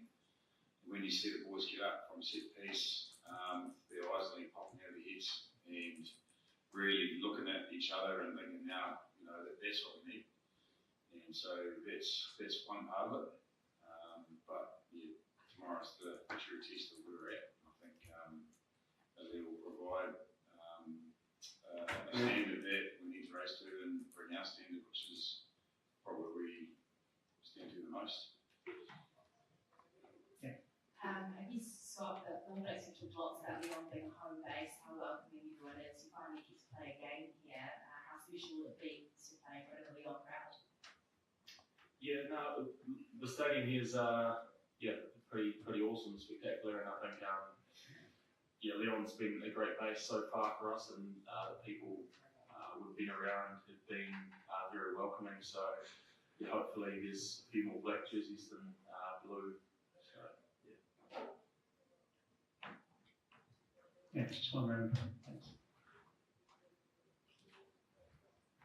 Hey Brody, in your experience, and you've also played a lot of big test matches, were you playing a team like Italy, who obviously have a lot of passion, have a danger element about them, have a lot to play for in this instance? What are the key things from the All Blacks perspective? What are the key things you've got to take care of in that first whistle game? I think firstly you can't be distracted by what the Italians may or may not bring. Like we had obviously previewed them and understand like a bit of their structure and how they want to play the game. But from our point of view, it's nailing the moment. From the get-go, like I said, the start is going to be massively important to swing the momentum either way. But I think we can only concentrate on doing our job the best we can, and then just trusting your teammate beside you left or righty to do that. So if we do that, get rid of 15 on the field, then hopefully we'll get started with after. Back on the left. Greg, Matthew Harley is the referee making tomorrow. You had that one game against South Africa, and obviously had a bit of trouble adjusting to some of those interpretations early on. Have you spoken about that this week and what we need to play out? Yeah, it was was good learning for us, and I think things are adapting, we're adapting, and it was a good reminder that at Test match level there's certain finishes that referees look for, and that makes it actually better for us, and hopefully the spectacle will benefit us and the referees. So yeah, we're going to take it upon ourselves first to do things technically spot on. Any further questions? Just one here. Brody, it looks like you shaved your moustache off for this match. Is there a reason behind that? No, I actually shaved it off last week when we didn't have a game, but the only reason is because I don't have any clippers to trim it, and I didn't trust anyone else's, so I just shaved it off. It looks like we're going to finish on moustaches there. Thank you, gentlemen. Thanks, everyone.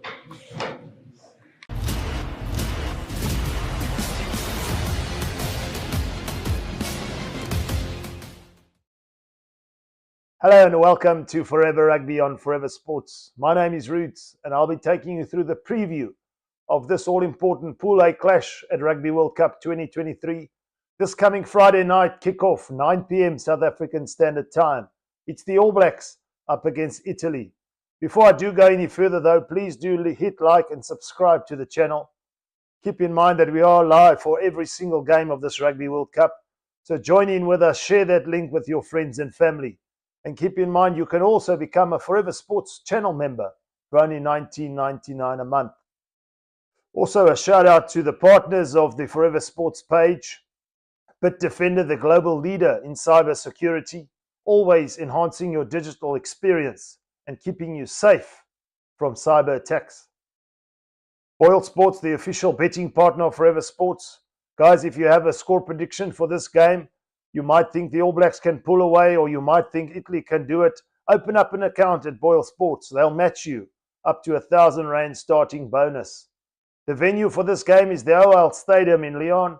And as I mentioned, Stevie P and the team will be on the ground for that game, bringing you all action from the fans, in terms of press conferences, live reactions during the game, as well as halftime analysis as well. So shout out to Stevie P and the team over in France. Head-to-head, the All Blacks and Italy have played on 15 previous occasions, and Italy unfortunately don't have anything to show for it. We do know that World Cups do serve up some interesting results. Can Kieran Crowley and his team serve up a historic upset? The All Blacks, differential-wise, are at 46 points for this game. So the odds are in the All Blacks' favour, and they have named a strong 23, which we will go through in a moment. For Kieran Crowley and his men, it's also about pride. The Italians do in fact still have the French to play, so nothing quite guaranteed, but at this point at the Rugby World Cup, week 4, the permutations get that much tighter. We're going to go through the 23 of each team, starting with the Italian 23. Danilo Fischetti, Giacomo Nicotera, Marco Riccioni, Dino Lamb, Federico Ruzza, Sebastian Negri, Mikel Lamaro, the captain, Lorenzo Canoni, Stephen Varney, Paolo Gobisi, Montana Ioni, Luca Morisi, Juan Ignacio Brex, Ange Capuzzo, playing from the fullback, usually is on the wing now, and the fullback Tommaso Allen. The bench as follows: Haim Fiver, Evan Nemmer, Simon Ferrari, Niccolò Canoni, Manuel Zuliani, Toa Halafihi, Martin Pahel Reho, and Paolo Odogu. That's the 23 for the Azzurri. For the All Blacks, as I mentioned, they named a strong 23. So a lot of respect shown, but the All Blacks know this is the moment for them to grab points because they will need it along the way. Things are getting very, very heated at this Rugby World Cup. 1 to 23 for the All Blacks. Ofa Tuangafasi, Cody Taylor, Nepo Laulala, Brody Retallick, Scott Barrett, Shannon Frizzell, Dalton Papali'i, Ardi Savea, The captain for this game, Aaron Smith, Richie Moonga, Mark Talia, Geordie Barrett, Rico Ioane, Will Jordan, and Bowden Barrett at fullback for the All Blacks. The bench as follows: Dan Coles, Tamate Williams, Tyrell Lomax, and a special mention to that man, Samuel Whitelock, who, if he does come off the bench, will become the most All Black or most capped All Black of all time, surpassing the great Richie McCaw, who has 148 caps. So the potential there for Sam Whitelock to have a very, very special moment in his All Black career. Sam Cane, the regular captain on the bench, Cam Roygard, Damien McKenzie, and Anton Leonard-Brown. So I think for the Italians, perhaps the key word of the day or key way to think for the game would be to slow the ball down. Perhaps we've seen the European teams cause a lot of struggle within the Southern Hemisphere teams when the game gets a little bit slow. And for the All Blacks, they enjoy fast footy. So it's going to be interesting to see, is there a battle of wits between Kieran Crowley and Ian Foster. Join us live from 8:30 build up. I'll be taking you through the live watch-along commentary, of course. And let's forever rugby together, guys. As I mentioned, share the link with your friends and your family. Until then, bye for now.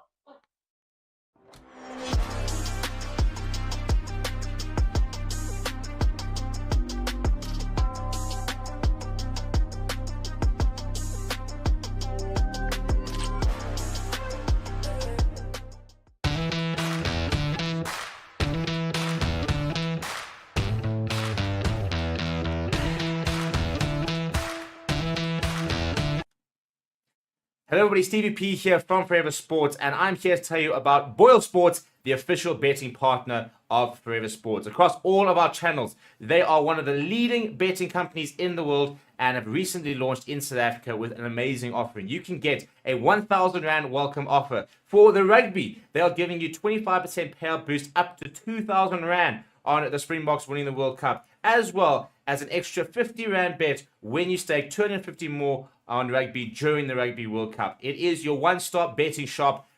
That is BOYLESPORTS. Come and join us in the community. Check the links in the description to sign up. Get yourself an account and make sure that you are winning big with BOYLESPORTS.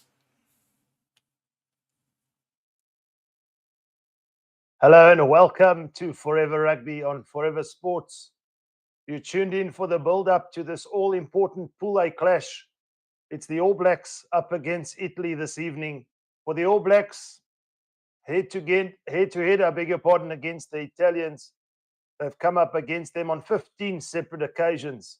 We saw the stats don't favour the Italians whatsoever, having no victory. So for the All Blacks and their fans, they would be hoping that this would be a walkover win and a much-needed 5 points for the All Blacks. However, for the Azzurri, I'm sure, a moment to dream we haven't quite seen. I heard Stephen in the week talking from over in France about the fact that the Italians are not or have never been as good a rugby side as they have been around this time in this World Cup. So it will be an interesting game, guys. Do tune in. Get your refreshments ready. 9 p.m. is kickoff for this important Pool A clash. We're at the OL Stadium in Lyon. And as I understand, the man in charge, the referee for this game, is Matthew Carley from England. The debate is still out on the referees and the decisions. I speak about it a lot, but as each game unfolds and every decision is taken, are we seeing the consistency from the referees in this game, especially the permutations, as I mentioned, getting so much tighter this time around in week 4 of this World Cup. So we can ill afford any bad ref calls. And I think the pressure does change it. So for both sides and for the referee and his assistant referees, as well as the TMO, I think a very, very important game to stay focused so they make the right decisions. The All Blacks, as I mentioned in the preview, have gone full strength for this occasion against the Azzurri. So they're taking no chances. And as I mentioned, where there's points on offer, I think each team is desperate to take the points. Should Italy come over the line this evening, a far cry, but that would be the All Blacks' fate sealed and they will be out of the World Cup for the first time in ever in a World Cup, should I say, at the group stages.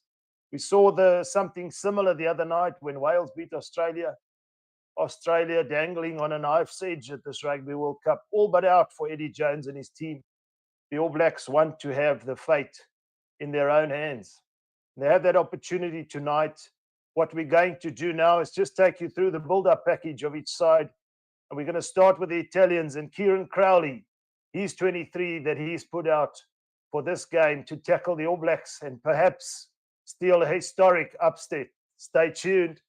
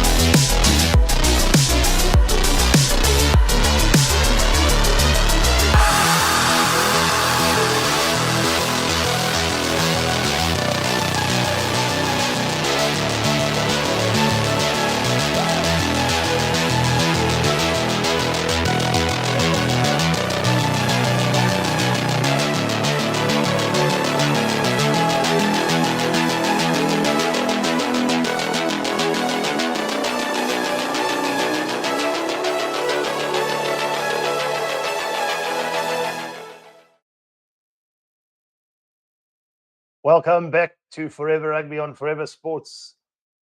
Of course, my name is Roots, and as we took a look there at the Italian Azzurri 23 that Kieran Crowley has put out for this game, I mentioned as well that I think, in my opinion, the European sides have been giving a lot of trouble to the Southern Hemisphere teams. Not just in this tournament, but I think in the last couple of years when they tend to slow the ball down. So it'll be interesting to see how the forwards of Italy match up, number one, with the All Blacks, but then also how the halfback pairing of Stephen Varney and Paolo Gabisi actually work together to put them in the right places, but also force the All Blacks to slow, or should I say, slow the game down and force the All Blacks to think outside their regular game plan. As we know, the All Blacks love to play off quick counter-attacking ball, and they've got some deadly finishes in the back line, but they've also got the forwards up front to really give Italy a go. So quick ball will be the order of the day. So for Kieran Crowley and Italy, this is an opportunity to play their style. As we mentioned, there hasn't been a better Italian squad. And if we take a look at the likes of Ange Capuzzo, who's quite a versatile player, usually plays from the fullback, we see that the Italians have got stars in the making in some of those players. So it's not just the Italians are here to rock up. I think they're here to rock up and make a statement for the All Blacks. We know if they're going, there's little anybody else can do. So it's a battle of wits between Ian Foster and Kieran Crowley. And for the All Blacks, Ian Foster, his team that he's put out, as I mentioned, a very, very strong side for this game. And a special mention must be made to that man, Sam Whitelock, who will, comes off the bench, become the most capped All Black of all time. I think in the week, Adi Savia, the stand-in captain this evening at number 8, mentioned that Sam Whitelock is like the godfather of New Zealand rugby. And why not? Because he's really earned it. His stripes as an All Black, 149 caps to surpass the great Richie McCaw, of course, an All Black legend in his own making. So a special moment perhaps on the cards for Sam Whitelock. But we're going to take a look at the All Black 23 that Ian Foster has put out for this game. Stay tuned.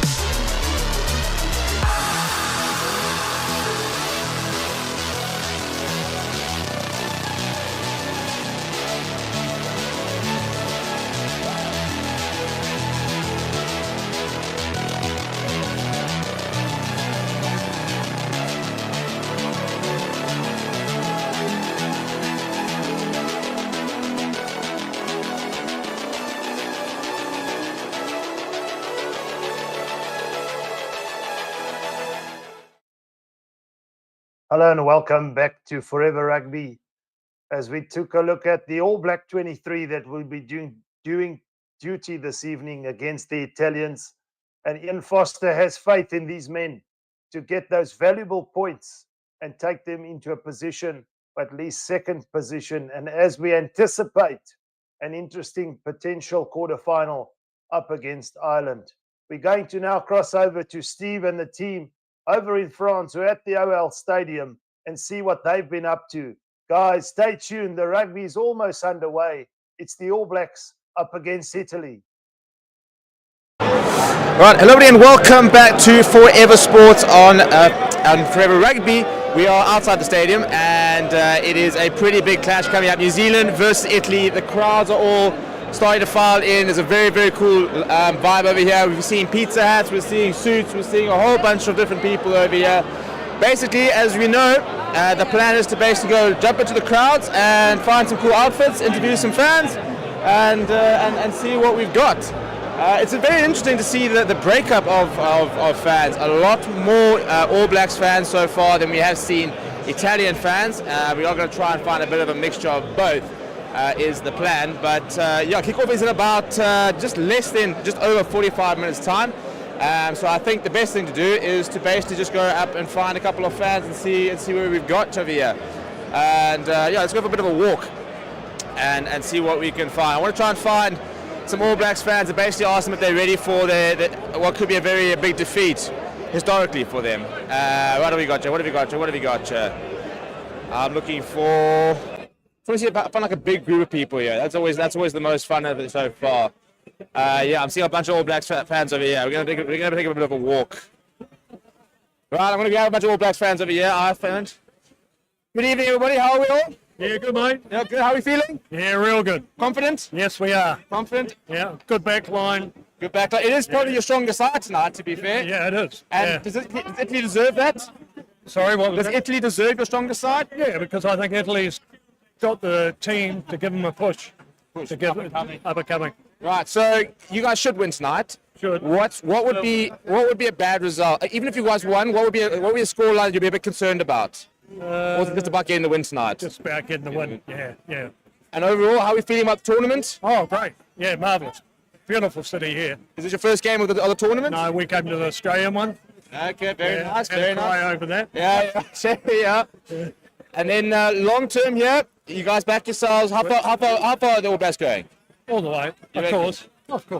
No doubts, nothing. No reason to doubt. Well, you always have that bit of doubt, but they'll do it. Okay, so then big question. Yeah.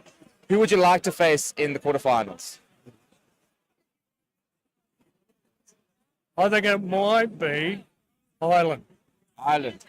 Yeah, no, you don't want to face with South African media, so you don't want to face us. Take on Ireland with the momentum. I think Ireland might do it. Like give us a push. Good push. Yeah. Okay. They're looking good. Fair enough. Guys, have a great game. Enjoy it. Thank you. And good luck. Thank you. Bye. Right, so very confident over there. I'm going to see what else we can get over here. I want to find some Italian fans, ideally. Not that there seem to be many. What have we got here? I'm seeing a couple of South African jerseys over there. I'm seeing some more All Black jerseys over here. We're going to grab the All Blacks over here. Gentlemen, how are we doing? Come on. No. Chaps, how are we doing? Oh, bonsoir. How are you doing? Bonsoir. You good? Oh, very good. How are we feeling?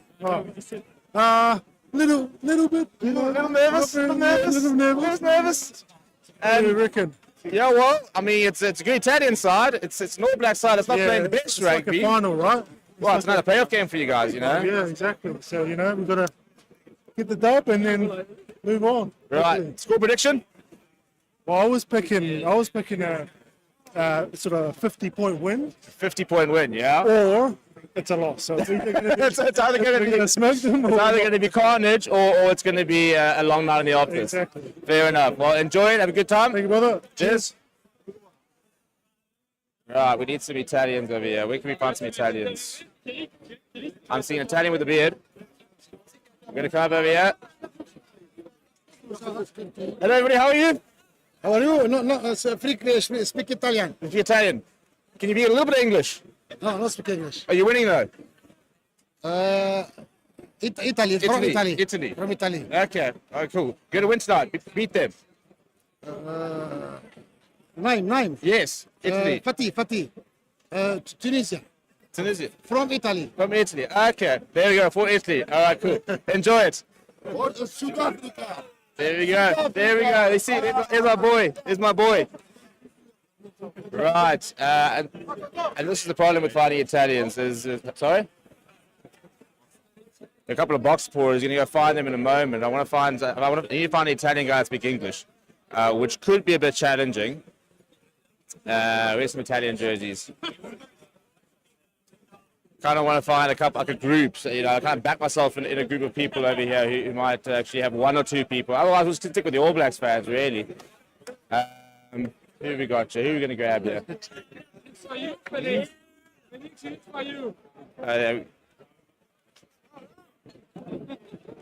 I mean, that sort of sums up the World Cup, really.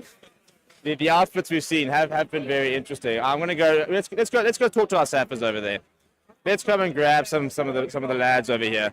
Wherever you go, it doesn't matter where you are across the entire thing. You're always going to bump into a couple of, I'm hoping, South Africans from South Africa. How are we guys? How's it, bro? Yeah, but you see. Just straight back. You got stuff, you say, how's it? You get a how's it back. How are you doing? Lekker, my bro. Yourself? Yeah, good. Where are you from? I'm from Paris. Yourself? Yeah. From the actual South Africa. Yeah. Is it? Yeah. Where about? Johannesburg. Okay. Okay. I'm a Mari. Sorry? I studied in Stellies. Ah, okay. So is that where this comes from then, eh? My boy speaks Xhosa perfectly. Is it? You speak Xhosa. We are Ted. I did Xhosa for a year. Nyan. Yeah, but I don't remember much of it, to be honest. Yeah, look, the fact that you can do any clicks is impressive.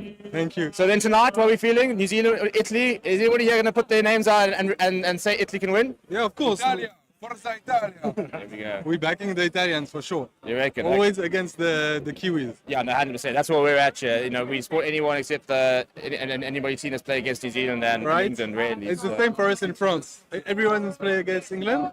We back them. There we go. Right, cool. Gentlemen, enjoy the game. Have a good one. Cheers, bud. And that's a new experience. We got a French South African, and right, where else are we gonna go? Let's take a bit of a walk and go and try and find some. Find some Italian fans.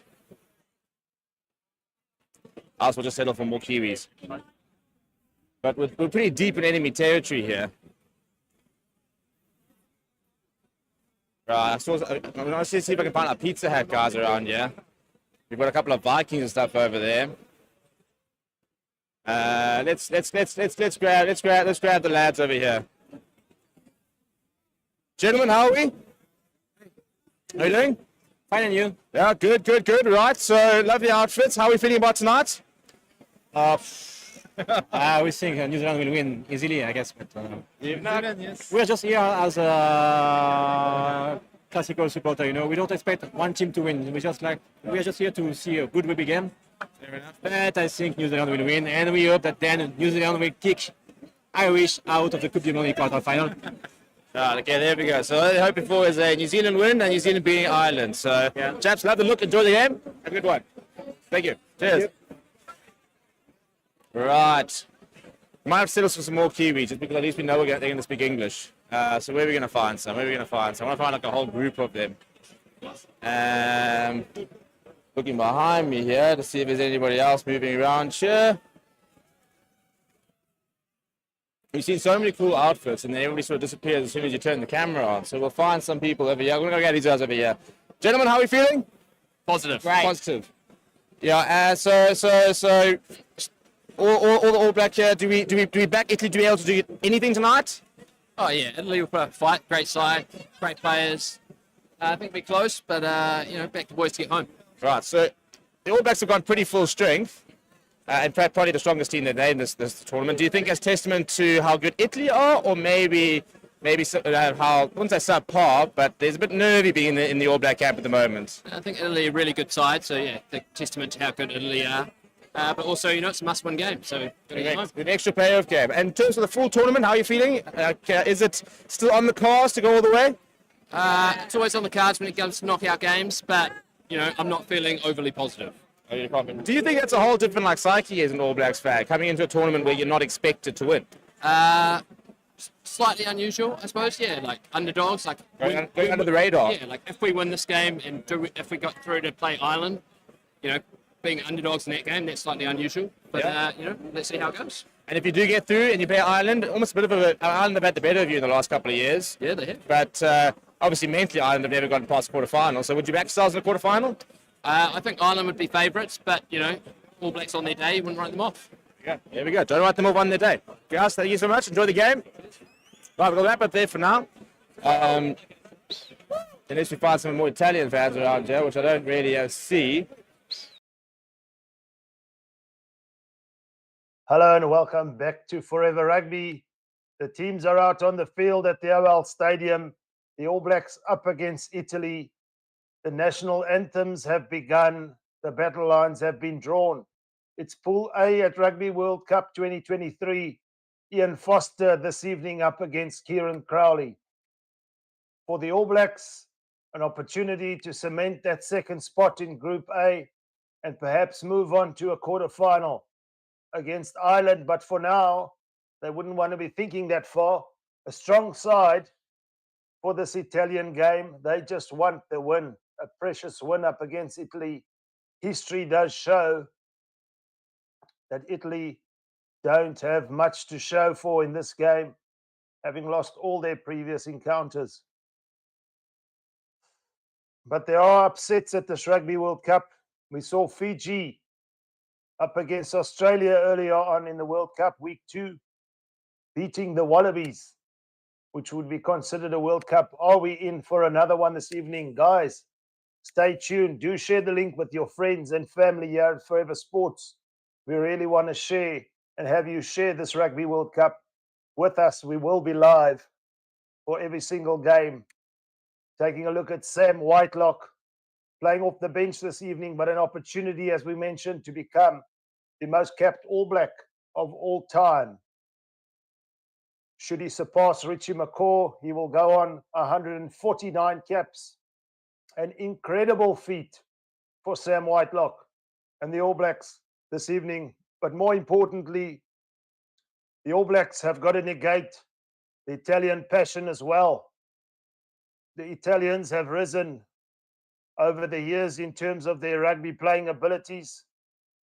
Much just seen before, perhaps as participants in the Six Nations, but creating some interesting upsets, some wonderful talent coming through. The junior sides are doing well. So Italy for sure have their best opportunity, if ever, this evening here at the OL Stadium to beat the All Blacks. There is a chance. It's 80 minutes of focus. You can't just be focused for 2 of the 4 quarters. You've got to know how to finish, especially against the All Blacks. And the All Blacks, I'm sure, will be wanting to keep this game and the pace of this game as fast as possible. So it's going to be an exciting game. The referee, Matthew Carley, is going to have his hands full. The national anthems have been sung, and we're almost underway. Stay tuned for the kickoff, guys. It's Rugby World Cup 2023. It's the All Blacks up against Italy.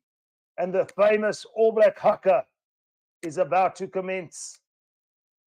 The last war cry before the game begins for the All Blacks. And the Italians will line up on their own 10-meter line and await the All Black haka.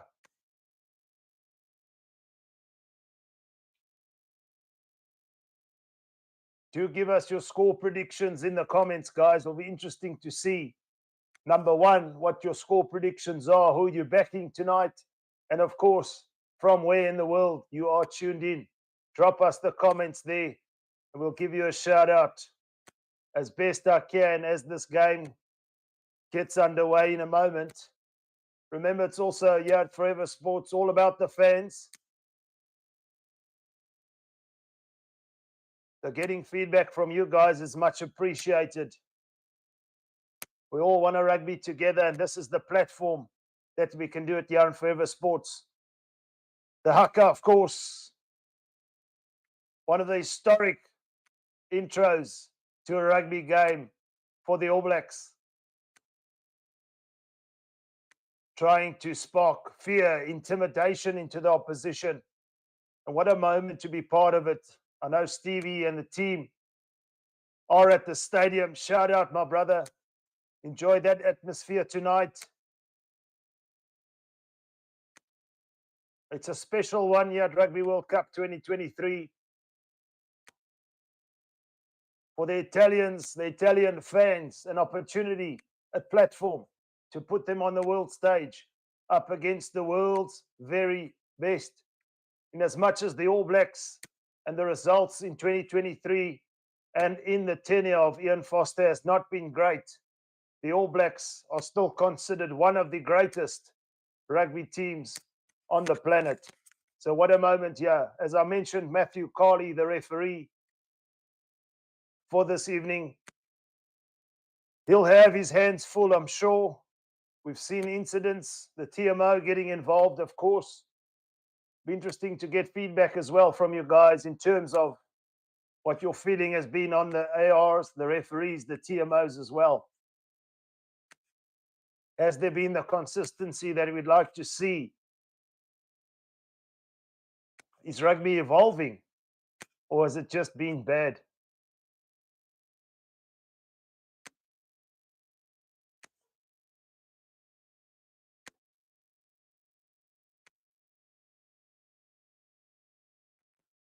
We're just about underway here at the OL Stadium. And it's all intensity from both teams. It's a packed atmosphere here. Wonderful scenes. In the colors of blue, the colors of black of the All Blacks.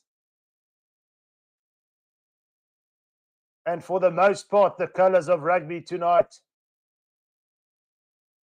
It's the All Blacks up against Italy.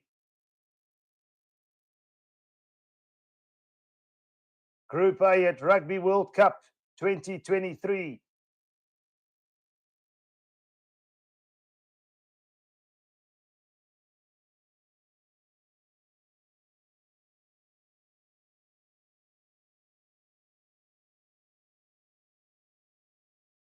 Conditions look very clear for good running rugby this evening. Not sure which team would prefer it. I'm saying the All Blacks. But at the same time, Italy can also surprise us with their evolution of rugby over the last few years. Matthew Carley checking the numbers. We're just about underway, and Italy kick off from right to left, deep into the All Blacks territory, and gathered now by Mark Talia, just inside his 22, and Aaron Smith clears now to Brody Retallick. They're still inside their 22 now. Smith, a deep kick from Wanga, but it's not into touch. It's on to the left winger here, Montana Oyani.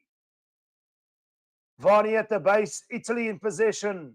We're on centre field, just inside the All Blacks territory, playing towards the right-hand touchline. And it's Varney at the base with quick possession. Gobisi, Italy finding some space here. And Scapuzzo. Quick recycle, the All Blacks not committing too many numbers to the breakdown. Italy still in possession after 5 phases, but pretty much where it all began, but they move the ball right now. Yes, some space, Ioane. Canoni takes it up on the right-hand wing there. And they have made some meters now, Italy. The All Blacks over the ball. Great counter-ruck there from the All Blacks. Stifling the initial attack from Italy there, and now they come away with it. Moanga in possession. He's brought to ground on his own 10-meter line. We're playing to the right-hand touchline. The All Blacks with some space here. Barrett. Nepolola, the tight forward, taking it up for the All Blacks. Smith with quick ball.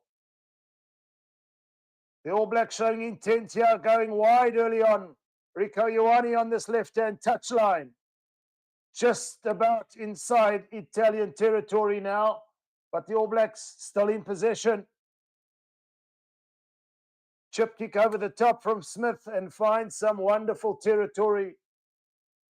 The All Blacks playing from inside their own half, almost on their 22, and as a result, in the last couple of phases, have moved inside the Italian 22, albeit an Italian line out here on this left-hand touchline.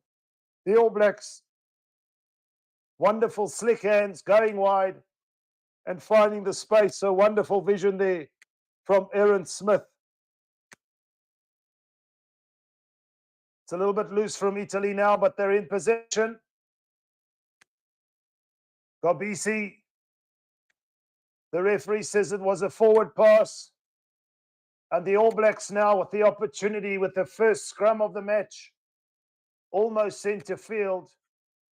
About 15 meters from the Italian try line.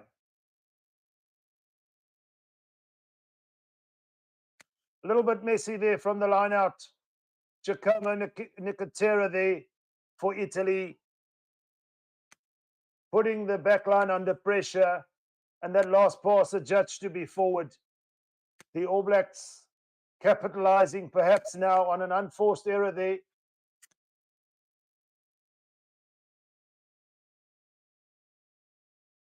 Is it quick in and out from Aaron Smith? Or will the forwards fancy a rumble against this Italian pack? Smith at the base. And the referee calls a reset there. A little bit unsteady. The scrum's obviously sometimes a contentious issue. The turf, players with their interesting technique, legal or illegal, gives the referee a hard time up front there. So he requires the help of his assistant referees. It also all happens in a split second. And the All Blacks now with the opportunity here at the reset scrum to attack deep inside Italian territory. There's a nice blind side here on this left-hand touchline. In fact, the field is almost pretty much split in two. And here they come away with it. Mo'unga. The referee's playing advantage, but Smith says, I'll take the advantage. The All Blacks still recycle the ball now. They're on this left-hand touchline about 10 meters out. Stout defense there from Italy there. Around the ruck. Slowing the ball down. The All Blacks one quick ball. Frizzell over there to clean. Smith is at the base. Barrett takes it up, but he's hit nicely in the tackle. Mo'unga to Geordie Barrett. The All Blacks playing towards this right-hand touchline now. Still in possession. Just inside the Italian 22. Smith goes blind down this right-hand touchline to Retallick. Takes two to bring him down.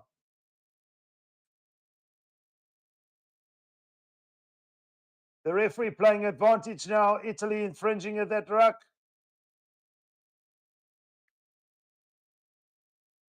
All Blacks still in possession. Beauden Barrett kicks it out wide. It's Will Jordan on the right hand, on this left hand touchline. Kick pass from Beauden Barrett. Pinpoint to Will Jordan. The acrobatics in the air to finish. The All Blacks playing under advantage, but a simply sensational try from that man, Will Jordan. And the All Blacks draw first blood here with a wonderful try. The vision from Beauden Barrett to see his man out on this left-hand wing. And Will Jordan makes no mistake with the catch and score for the All Blacks. With the conversion to come, the All Blacks lead by 5 points to 0. What a try from that man, Will Jordan.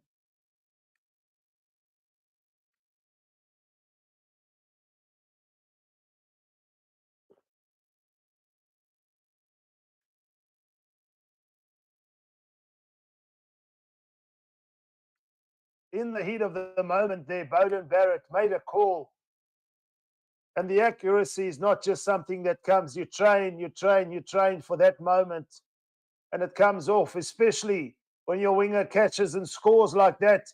Richie Mo'unga from the right-hand touchline puts it over, and the All Blacks lead by 7 points to 0. In fact, it was Geordie Barrett, the inside centre. We know he has a wonderful kicking boot, and we know what a wonderful try-scoring record that man Will Jordan has. The All Blacks lead 7 points to 0.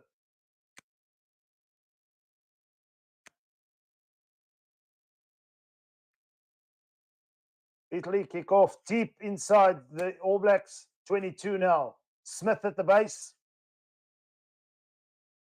to Richu Mo'unga, who doesn't decide to find touch, and Monty Ioane comes away with the ball.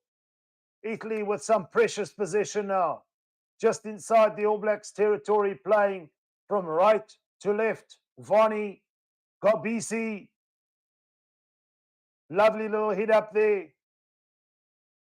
And the referee playing advantage now. No clear release from the tackler. It was Adi Savia, the captain.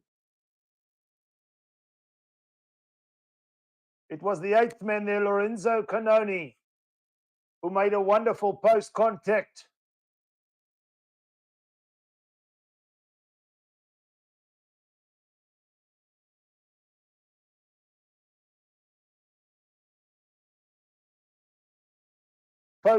Sorry. Meters there, and the All Blacks just sealing off and not allowing the Italians to get clear ball and quick ball. And Tommaso Allen has the opportunity now to put Italy on the board, as they've indicated to go for posts. He shapes for it. It's sailing. It's straight down the middle, and Italy are on the board. It's 7 points to 3. And they hit straight back here at the OL Stadium via that man, Tommaso Allen.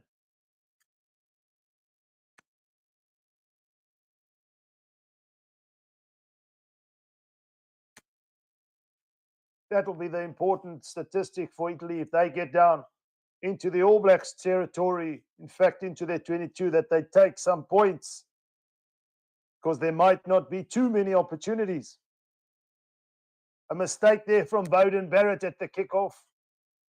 And immediately Italy have the opportunity with possession to strike back on halfway with the scrum and the feed via Stephen Vani.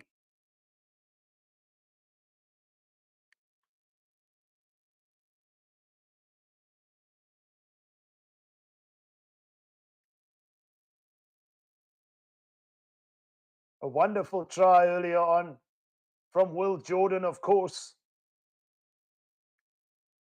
You still have to score those. There's still a defender coming across. But more importantly, Italy have hit back with a penalty of their own. And now an opportunity with the scrum on halfway to get back into the All Blacks' faces.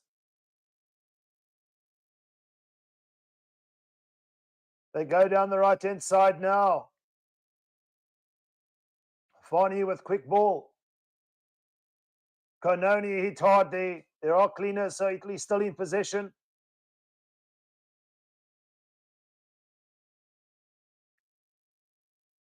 They've lost a few meters though.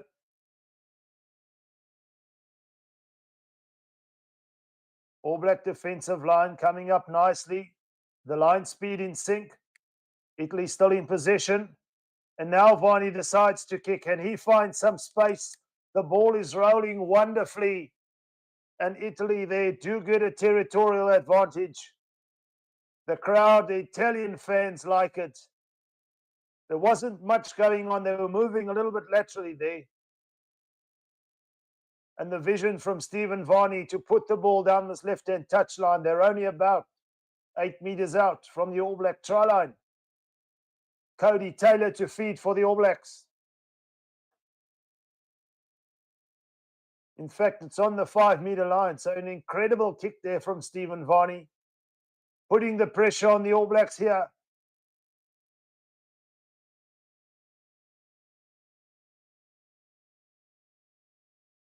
The All Blacks do in fact win the line out. Smith.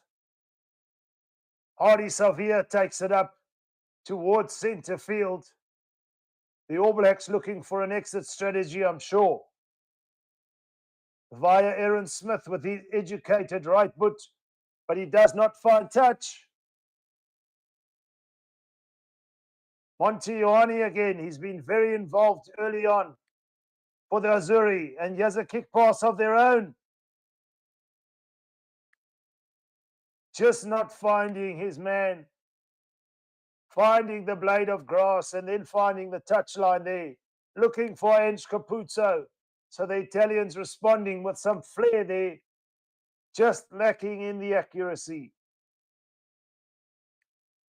Exciting young talent, Ange Capuzzo.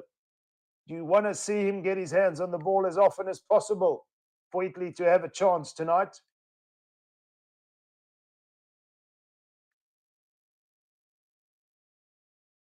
The All Blacks with the feed on this right-hand touchline. Working towards their own 10-metre line, and now the ball is booted ahead by Richie Mo'unga. Capuzzo. Wonderful positioning, but he boots it upfield. And the All Blacks return the favour. It's a little bit of a kicking duel now, but Italy want to come away with it.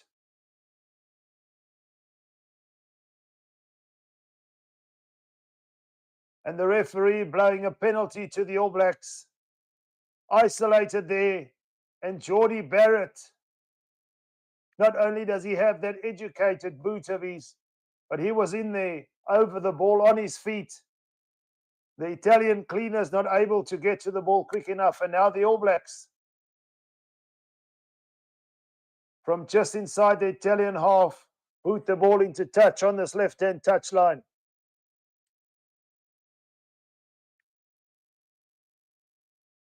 The breakdowns will be an important battle tonight for the Italians.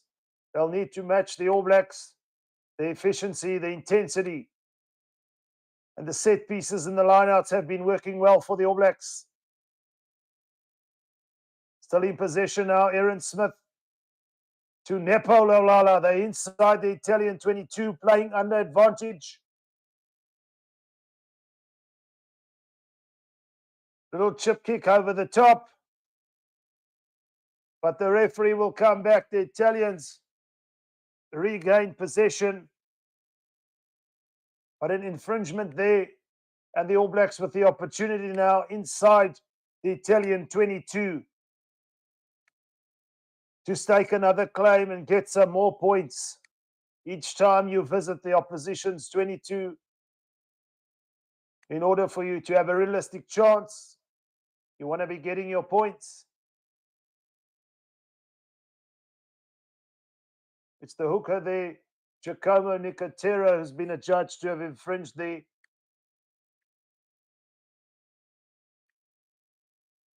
The referee taking no nonsense, playing a penalty for the All Blacks, and Jordie Barrett has indicated and kicked to the 5-metre mark on this left-hand touchline. So the All Blacks going for power here. They want 7, they don't want 3. The win is important, but they know a bonus point win makes it so much more valuable as the All Blacks maul now. They've got it under control. There's so much momentum. Aaron Smith is at the back. The referee has a look and says it's a try. We wait to see who comes up with the ball there. But everybody involved, even Will Jordan himself, but it looks like the scrum half, Aaron Smith. In fact, yes, it's Aaron Smith, the scrum half, who scored the try, sniping at the back of that maul. Very efficient from the All Blacks on that 5-metre mark. Brodie Retallick, Will Jordan, everybody involved. And then Aaron Smith steering the ship home from the back of the maul. And the referee awards the try. The All Blacks lead by 12 with the kick to come.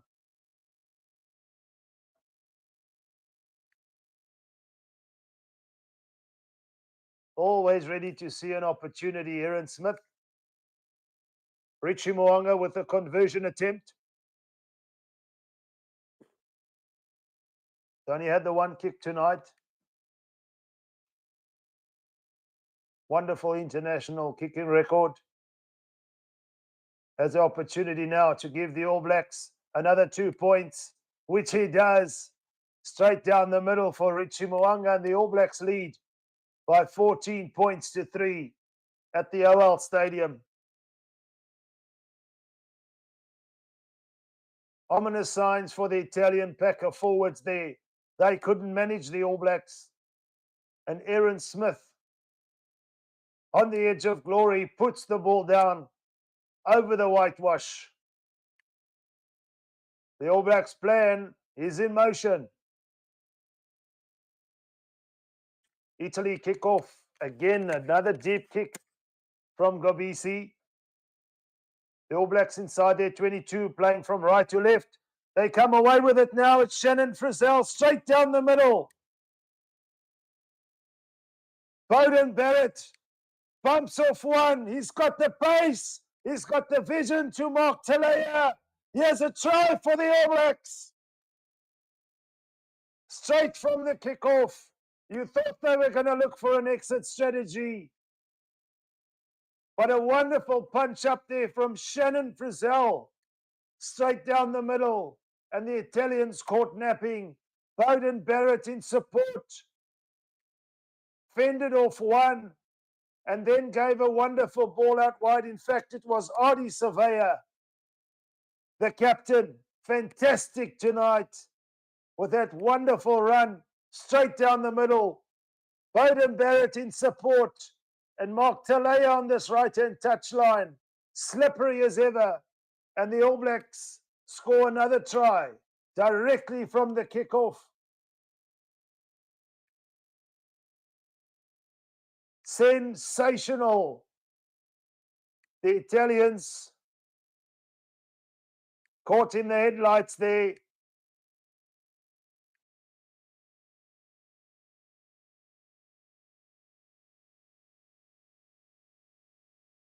And Richie Mo'unga now, he hasn't had the most easiest conversions, but kicked them both from this left-hand touchline. He's now on this right-hand touchline. About 30 meters out. Close to the left hand, upright, but it's over, and the All Blacks lead 21 points to 3. They're getting them in sevens. And Italy need to respond immediately. And as I say that, we see one of the Italian forwards coming off. The attrition rate has been very high in this World Cup. The intensity from the All Blacks has been magnificent. Early on now, as Aaron Smith shapes from the base, inside his own 22 again, doesn't opt for touch. Forces Italy to play, and the All Blacks counter-rucking here. Spectacular stuff. But the Italians scramble and come away with possession. There's a man over the ball. And the All Blacks dominating at breakdown. It's Cody Taylor, the hooker. Straight over the ball on his feet. Offered daylight for a moment, and the referee, Matthew Colley, awards a penalty to the All Blacks. And the momentum now is all black for the moment.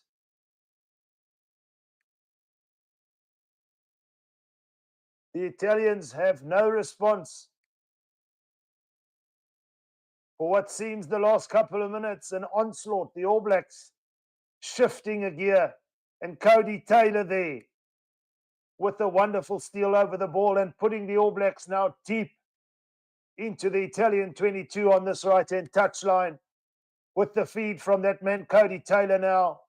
The All Blacks go to the back of the line out. It's Ardie Savea. It's another try. It's a bonus point for the All Blacks. Look what it means to them. It almost looked too easy there. From first phase ball, the All Blacks went to the back of the line out. Set move, pre-planned, and Ardie Savea, nobody could bring him to ground. Coming at pace. Over the top from the line out. The Italians look confused. The All Blacks, as I mentioned, have shifted a gear. It's 26 points to 3 with the kick to come.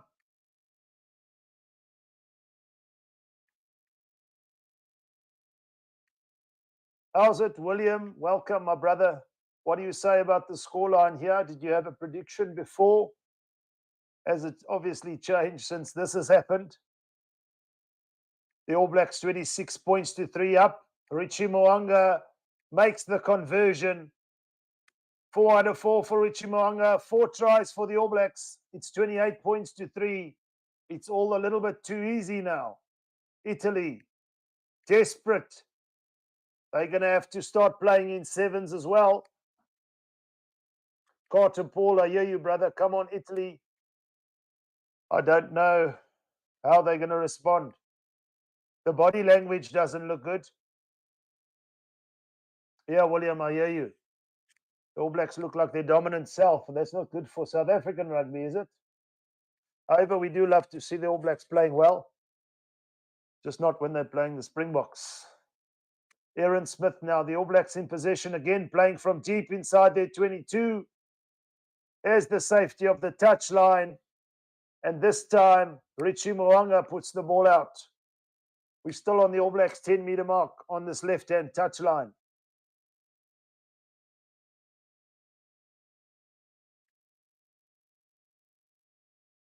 Shout out Julio Simon. Nice game, All Black. My respect is there for support. Yeah, man, as we mentioned, the All Blacks on fire. Then Italy now with an opportunity with the line-out feed, but it's skew. Not straight, says the referee. So a little bit shambolic at the moment. The areas that they need to have the basics filled is becoming a little bit of a problem because of the pressure that the All Blacks are exerting on this young, exciting Italian side.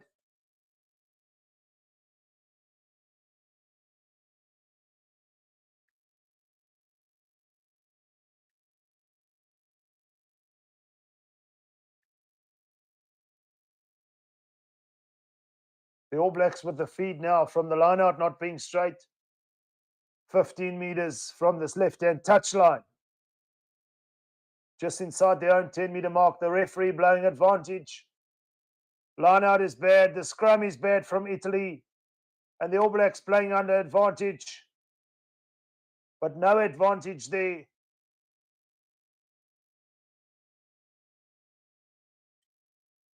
The Italians infringing at scrum time. So they need some sort of platform, the Italians. The All Blacks just pumping the ball into touch and mauling. And then sometimes doing a trick play. Like that last try from Ardie Savea.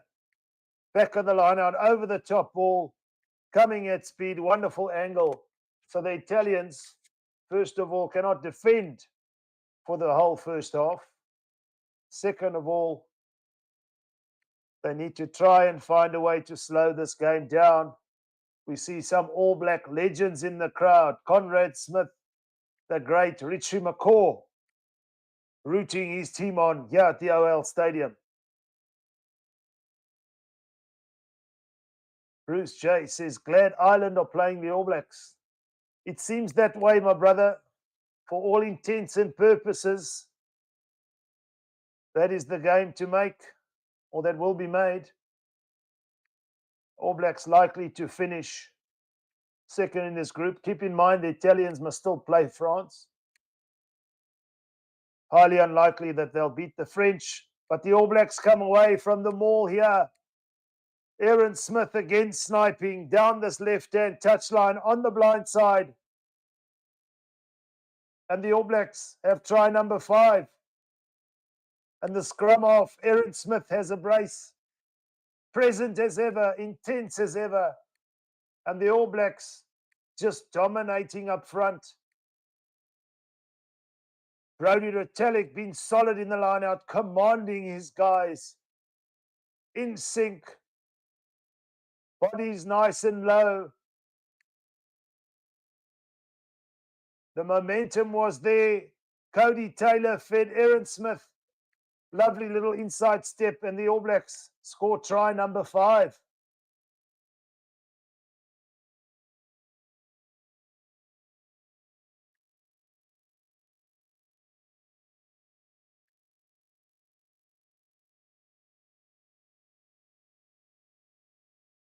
Carter Paul, we must keep the cup in the Southern Hemisphere. I predict an All Black South African final. Man, wouldn't that be wonderful? And Richie Mo'unga cannot miss tonight from the left-hand touchline, I beg your pardon, puts the ball over. And the All Blacks have 5 out of 5, 35 points to 3 now. Keep in mind, South Africa played the All Blacks in that opening game of the 2019 World Cup. It just wasn't the same, was it? We need to see them in a final. We really do. 1995 was a long time ago. And they are our biggest rivals. So we'll see you when you get there, All Blacks, because we're getting there. But for now, the Italians have to somehow plug this hole because they're leaking points here at the OL Stadium. It's an All Black possession inside their 22. Smith at the base. Another contestable kick. And Italy again under pressure. Big hit on the Italians there. And the ball still spills out, and Italy hold on to possession and come away with it now. They've got to play, but it's knocked on. It's loose ball, and it's Will Jordan in possession. Richie Mo'unga, the All Blacks. Defense to attack in a moment. Frizzell not held. The referee says play on. We're up to the Italian 22 down this right-hand touchline. Just like that, in a blink of an eye, the All Blacks can turn defense into attack. And they're still in possession now. The Italians not offering much at the breakdown. Desperate to defend this All Black wave. And for a moment there, the All Blacks losing concentration. A slight fumble. It's Rico Ioane there with the knock on. And Italy breathe a deep sigh of relief. In possession. And in a moment, the All Blacks take you right into your own 22. So the Italians know they're under the pump, and the All Blacks just have to stick to what they're doing. It'll be interesting to see in the second half the introduction of the benches, how that would influence this game for the All Blacks. Obviously, the favoured, stronger bench. Is this team of the All Blacks in cohesion now and ready to make a march to this Rugby World Cup 2023 final?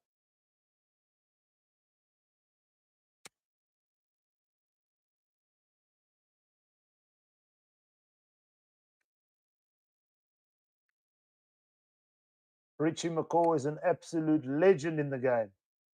So as we mentioned, Sam Whitelock is on the bench. Will he surpass Richie McCaw? He's in the stands. Special, special moment in the game.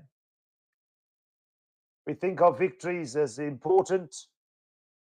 And yes, they are important, but for each player, each journey that he takes is a moment to savor. And for Sam Whitelock, a very, very special moment. The godfather of All Black Rugby, as they say.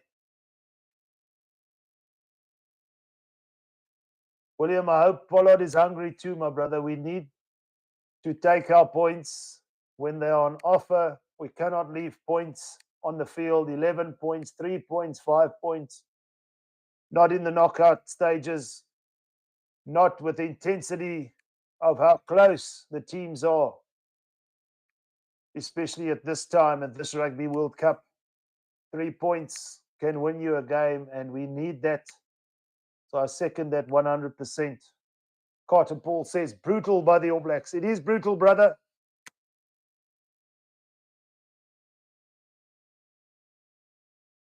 And the All Blacks winning a free kick there. Italy trying to get the hit early on in the scrum.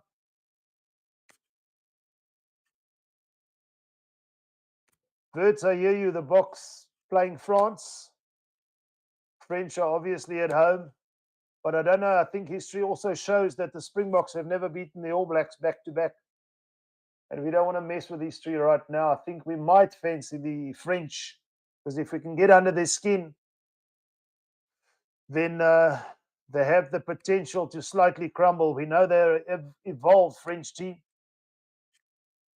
That's just my opinion. I take your opinion 100%. The French might be a very, very tough task.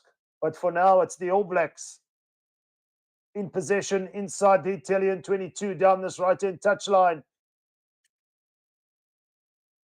It was Rico Ioane there with the loose ball, and Italy regained possession. It was an interception there, and they hoofed the ball downfield.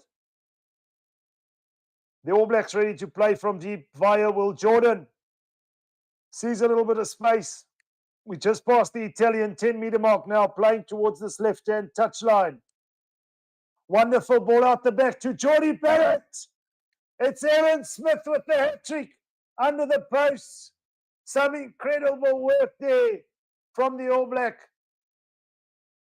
in support. But the build-up play was sensational. The hands, seeing the vision, the space there. And the All Blacks running riot here in Lyon. Wonderful ball out the back. And it's Aaron Smith in support again. Lovely little weighted pass to Jordie Barrett. And Aaron Smith running an incredible support line to get his hat-trick. Another hat-trick of this Rugby World Cup for a scrum off. And what an incredible player that man is, showing his pure class this evening. And the All Blacks up by 40 points to 3, making a huge statement here. Richie Mwanga with a relatively easy conversion out in front. It's over, and the All Blacks lead by 42 points to 3. And the question now is, will Italy find any answer, or will they just have to keep the scoreline respectable? For the moment, the All Blacks look unstoppable.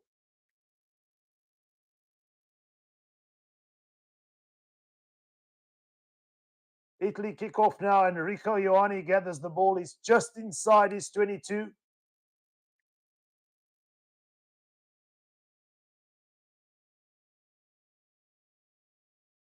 And the referee blows a penalty here.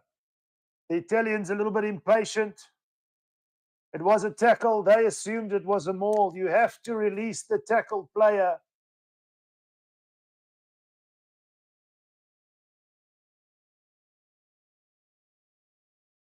And again, the All Blacks have an opportunity now to exit from their own 22 and put play back into the Italian half. And their set pieces, their lineouts have been functioning superbly this evening.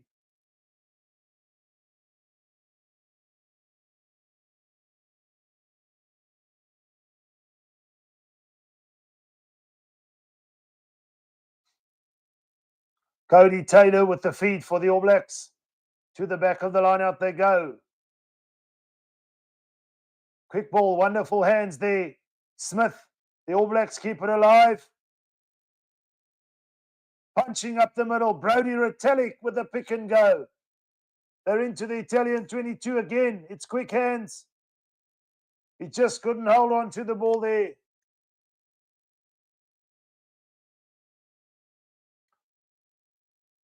Tuanga Fassi there, just spilling the ball there out on this right-hand touchline.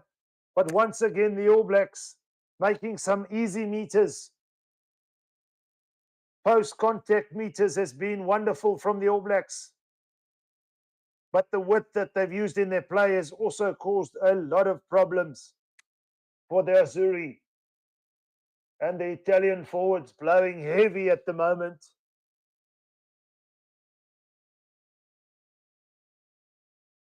It's fierce out there, but at the moment it's all New Zealand. Nervous times for Kieran Crowley.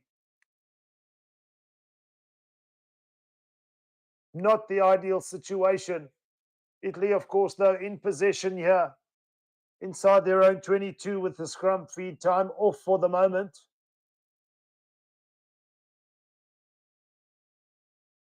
The halftime team talk is going to be quite intense. For the All Blacks, pretty much of the same.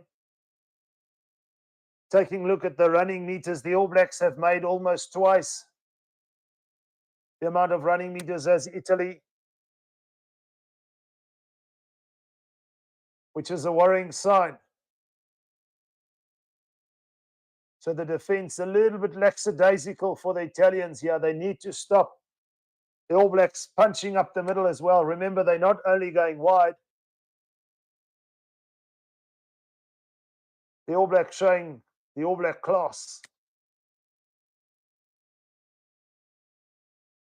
Mark's box says, so South Africa versus France, Ireland versus New Zealand. Yeah, man. So we say South Africa and then New Zealand go through. And then we have the potential to meet in the final. That's the script that we could write. We've got to get past Tonga tomorrow evening, or I beg your pardon, Sunday evening.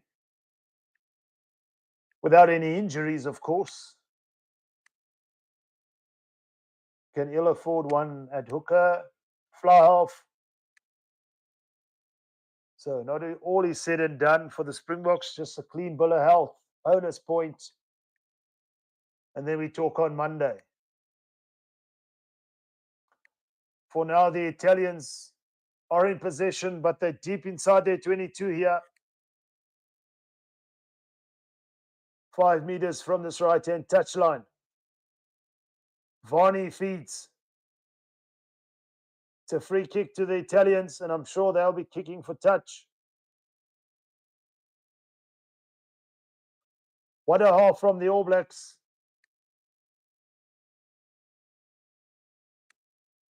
Six tries to 0 in this first half, and the ball doesn't going to touch the All Blacks now. From deep inside their own 22 from that kick. Wonderful touch finder there from Bowden Barrett. Puts the ball on the Italian 10-meter line on this right-hand touchline.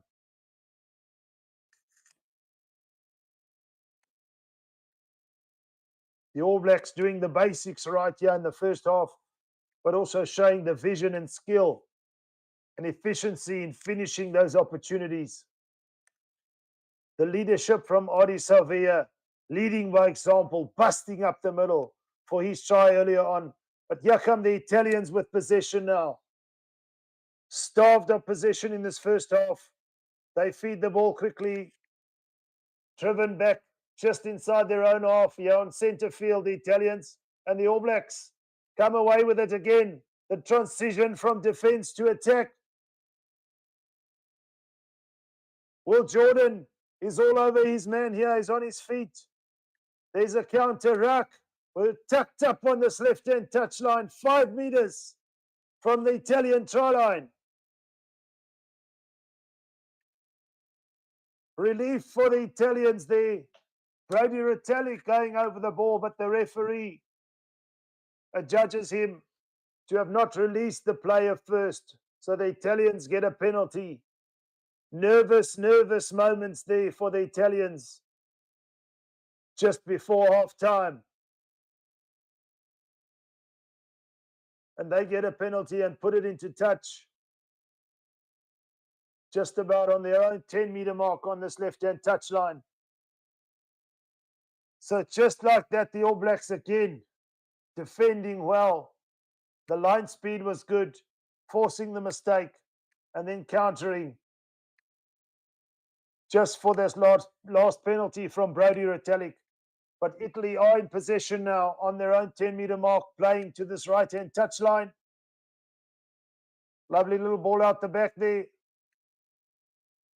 Juan Ignacio breaks. This time around, the All Blacks on their feet. And the referee says it's a penalty. Ange Caputo there. Precious few opportunities in this first half. The exciting right winger. And the All Blacks have decided they're going to kick the ball into touch and go for another try.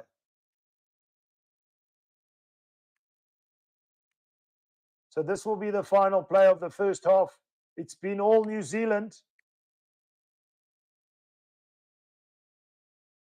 Cody Taylor with the feed. We're inside the Italian 22. Here come the All Blacks again. Jordie Barrett busts his way down the middle.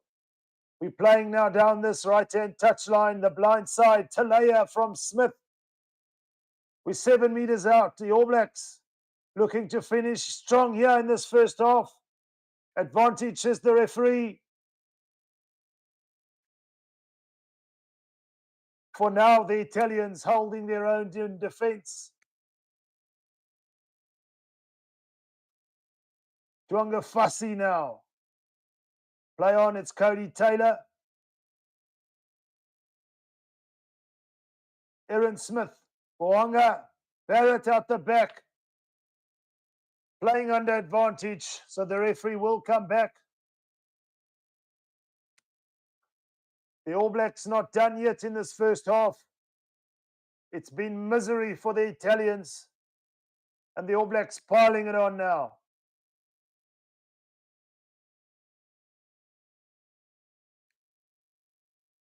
They don't want to let go of this momentum.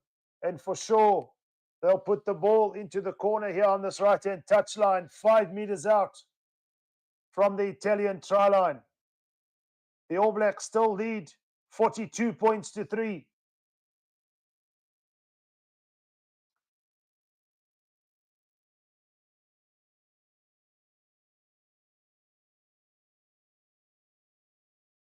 Also, William, I hear you, man, about Namibia. Very poor showing, but at the same time, these teams and the attrition rate, injury-wise, etc., I don't think they can quite keep up. The Italians, though, shouldn't be this lethargic. And the referee playing advantage now. We're 5 meters out, almost under the post here of the Italian try line. Smith, Shannon Frizzell takes it up to 2 meters from the try line. Brodie Retallick out the back. Mo'unga. Wonderful kick pass. Cody Taylor on this right-hand touchline. Just about finding his hands on the ball, but the referee will come back for the penalty. It's the danger zone now. Up to this point, there's been no cards, but the Italians, I'm sure, under a warning now. Under the pump here. And the All Blacks not letting off, going for the corner again.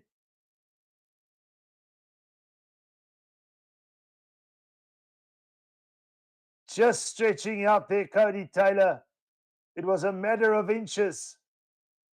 Well, what would have been a spectacular try, but just not as efficient as the earlier one from Jordie Barrett to Will Jordan. And the All Blacks still play on here. As they decide to set them all, Cody Taylor's at the back. It's moving.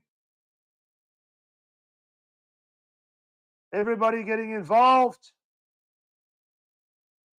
We're only 2 meters out now. Aaron Smith. It's a try for the All Blacks. They got what they wanted.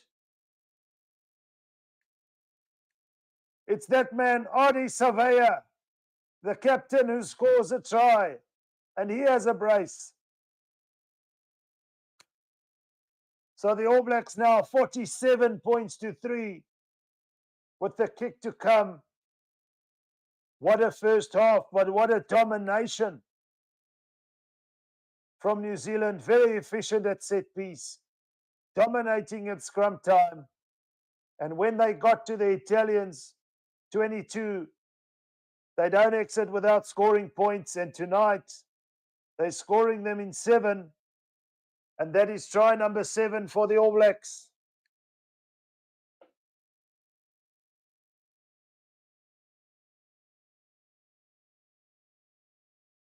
Richie Mo'unga now has been well versed with his kicking boot this evening.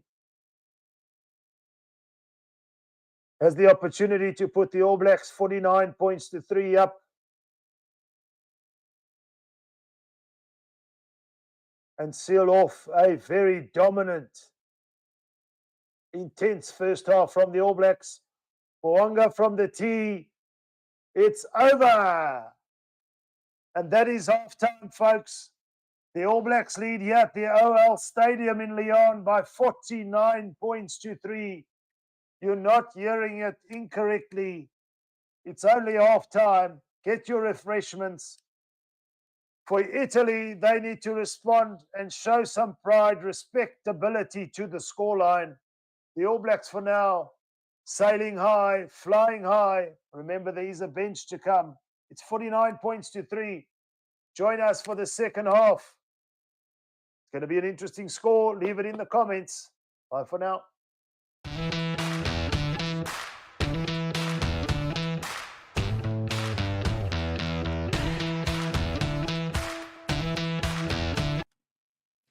Hello everybody, Stevie P here from Forever Sports, and I'm here to tell you about BOYLESPORTS, the official betting partner of Forever Sports. Across all of our channels, they are one of the leading betting companies in the world and have recently launched in South Africa with an amazing offering. You can get a 1,000 Rand welcome offer. For the rugby, they are giving you 25% payout boost up to 2,000 Rand on the Springboks winning the World Cup, as well as an extra 50 Rand bet when you stake 250 more on rugby during the Rugby World Cup. It is your one-stop betting shop.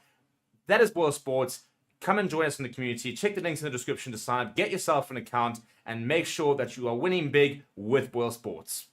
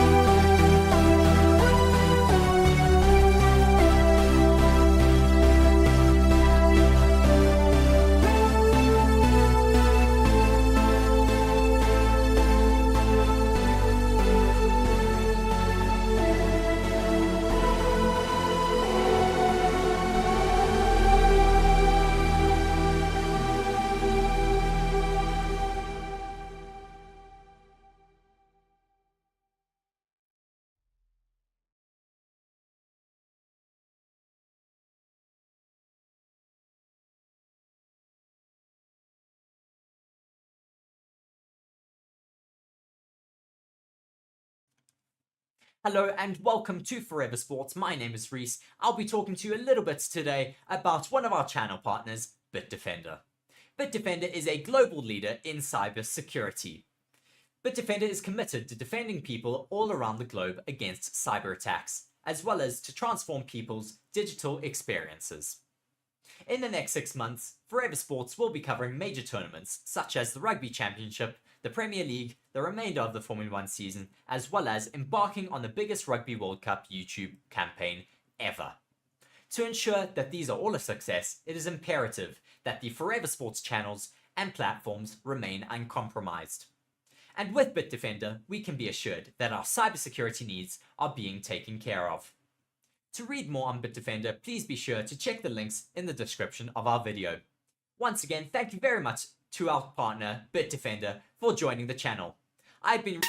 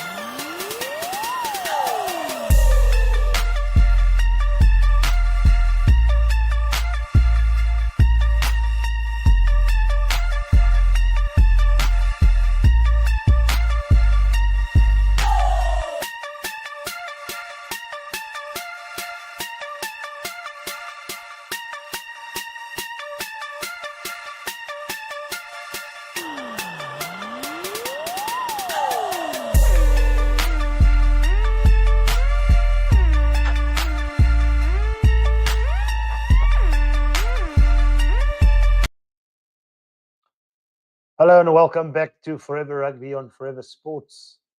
Before I do go any further, just a shout out to the official partners of Forever Sports, BITDEFENDER, the global leader in cybersecurity, always enhancing and transforming your digital experience and keep you safe from cyber attacks, as well as BOYLESPORTS, the official betting partner, guys. I'm not sure if you put anything down on this game. If you haven't, there are obviously some exciting games coming up this weekend. The Springboks being one of them. Make an account on BOYLESPORTS and they'll match you up to R1,000 starting bonus. Back to the match at the OL Stadium. It's been an absolute demolition from the All Blacks so far, scoring 7 unanswered tries. The Italians only having that solitary penalty to show for their efforts. But for the moment, the All Blacks look simply unstoppable, and the black wave continues. The second half, however, needs to play out differently immediately for the Italians. They obviously can't afford to concede any points, but do they have any passion left or intensity to muster up points of their own? And they're going to need a lot of points. The All Blacks will be looking for a record victory here. All of a sudden, the dynamic, the conversation has changed. Do Italy have a chance? To how much can the All Blacks win by this evening? The OL Stadium is packed out. The atmosphere is electric. Stevie P and the team, shout out to them, the team of Forever Sports on the ground in France, bringing us all the coverage. And for now, it's been all New Zealand. The set pieces have been efficient. Breakdown intensity has been sharp. The vision, the width, but also the ability to play down the middle. So the All Blacks mixing it up in a world-class display here, which is not your average Italian side. Definitely evolved over the last couple of years. Definitely better than what the scoreline suggests. At this point of the Rugby World Cup, it's 49 points to 3 with the whole second half that still awaits. Can they psych themselves up, the Italians? Some replacements from the bench for Italy. Nicolo Canoni on.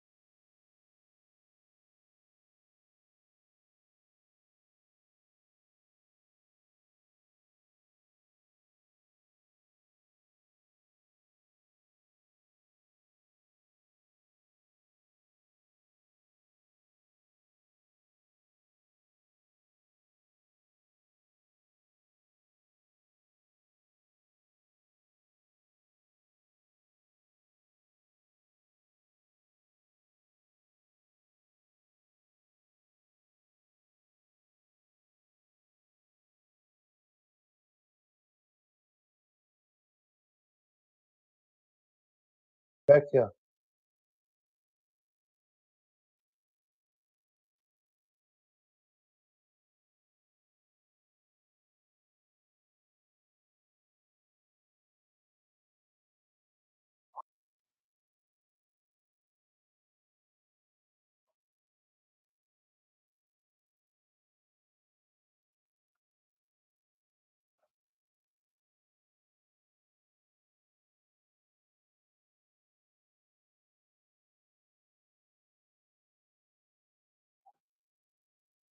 Sorry about that, man.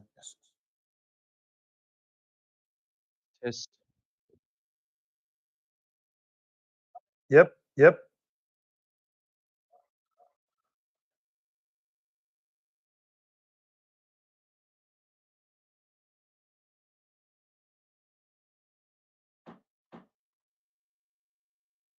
Welcome back here to the second half. I do apologize for the interruption, the technicalities. I did lose a signal there with you guys. But we're back here in Italy, have an opportunity on this right-hand touchline, 5 meters from the All Black try line, with the feed from Nicotera. And Italy go with the maul.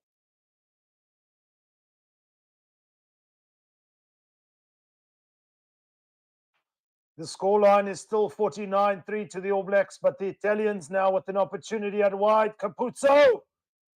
Will the Italians strike first? Yes, they do. What a try from the Italians there. Put the ball into the corner, 5 meters from the All Black try line. And it's Ange Capuzzo on this left-hand touchline, the right winger, who finishes the try. And Italy strike first. It's 49 points to 8.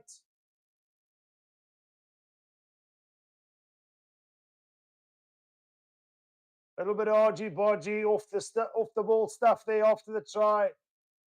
The All Blacks not contesting in the line-out. It's the replacement, Nicolo Canoni, who takes the ball in the line-out. But wonderful shift down the back line there. Gobisi, Ioane defending or beating his man, Rico Ioane, and putting the ball out wide for Capuzzo.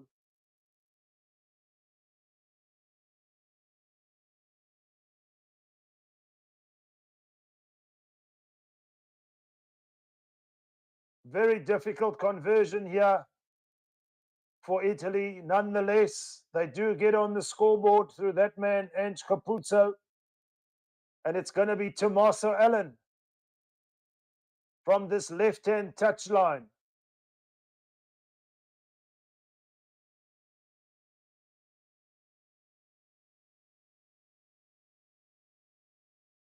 To try and convert the try. Locked in on the kick. It's sailing. He's kicked it over.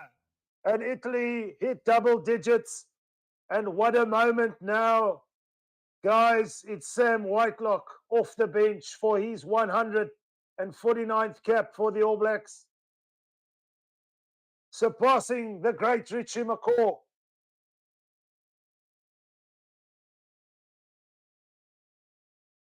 Special moment now, and the All Blacks making a few substitutions, some fresh legs here. As we reach the 50-minute mark, Italy regather the kickoff. Wonderful response from the Italians, but they're going to need more where that came from.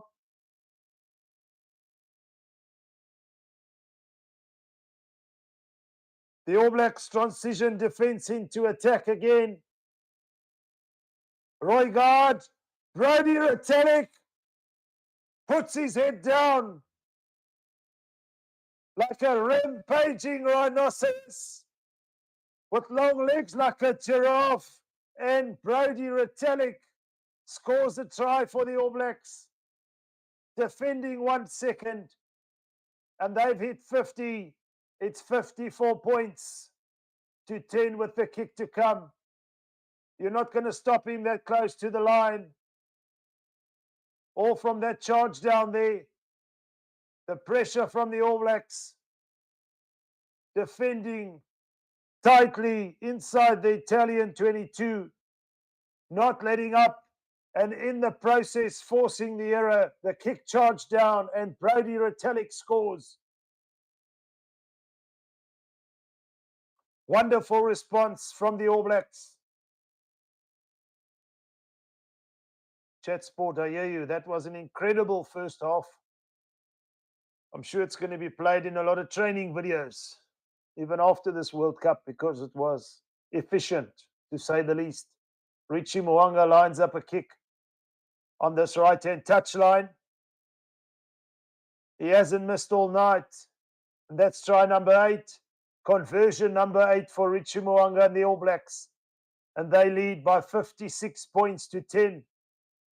Here at the OL Stadium, Scott Barrett, the Barrett brothers, being very, very effective tonight. He was the reason for the charge down as Gopisi gets us underway here. Jordan gathers the restart and puts the ball deep inside the Italian 22.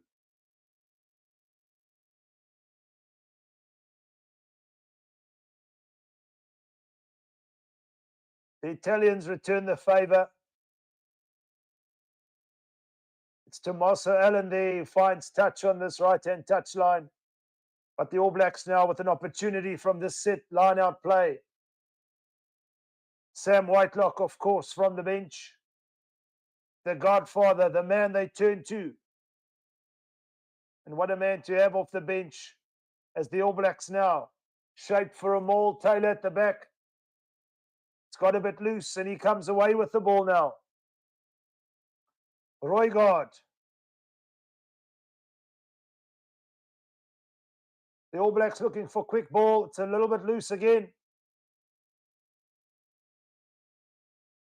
The All Blacks playing from deep. But in possession now, Ench Capuzzo for Italy with a lovely little step.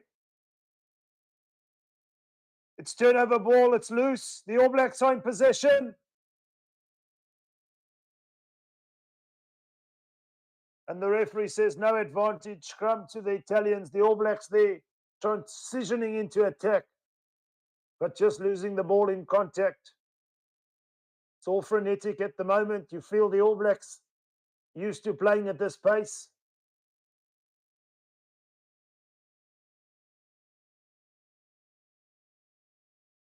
The Italians getting a reality check this evening. They've got to keep the pressure on the All Blacks. They've got to put them on the back foot. Once the All Blacks find the front foot, the signs are ominous. 56 points to 10 here.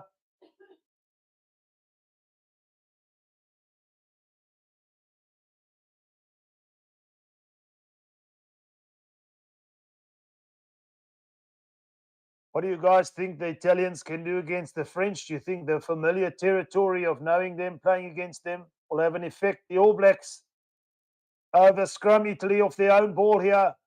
And they shift it wide down this right-hand touchline. There's space for New Zealand. They're only 5 meters out. The ball is lightning fast.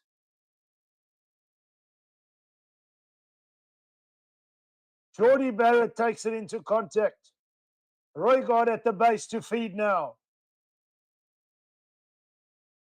Another kick pass, deft, but wonderfully caught by Ench Capuzzo. Couldn't hold on to the ball. Roygaard's away. It's all over the place at the moment. And the referee is checking with his AR. I'm not sure if it's a TMO decision yet. But a very, very intriguing bit of play there. And in fact, they will be going up to the TMO to check a potential try for Cam Roygaard, the replacement scrum off.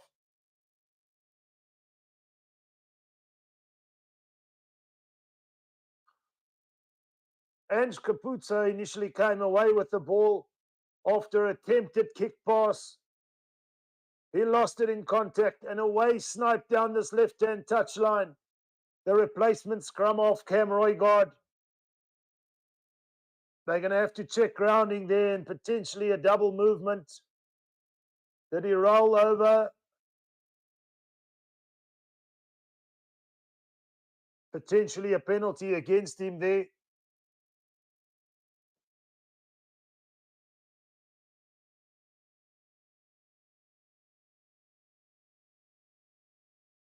Yeah, William, I hear you, man. It's all for pride, eh? Show some respect to the scoreline. We know they've evolved over the last couple of years, but the intensity, the pressures of a World Cup manifests itself, and you've got to be up to it. The Italians might have done just enough there to have caused the double movement, and it's going to be a penalty against Cam Roygaard there. You're only allowed to roll once, place the ball. Too many movements, says the referee, explaining to Adi Savia. And Italy now an opportunity to exit 5 meters from their own try line on this left-hand touchline.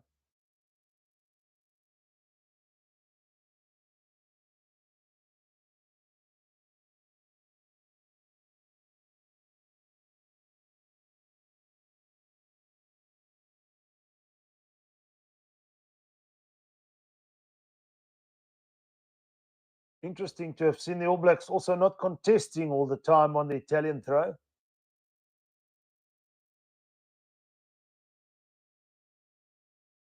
But forcing their error nonetheless. Cody Taylor. Talea, you can't bring him down. Slippery as ever. Wonderful hands. And a try there. It's Dalton Papali'i. And the All Blacks hit 60. It's 61 points to 10. Juggled it like a professional basketball player there. Dalton Papali'i.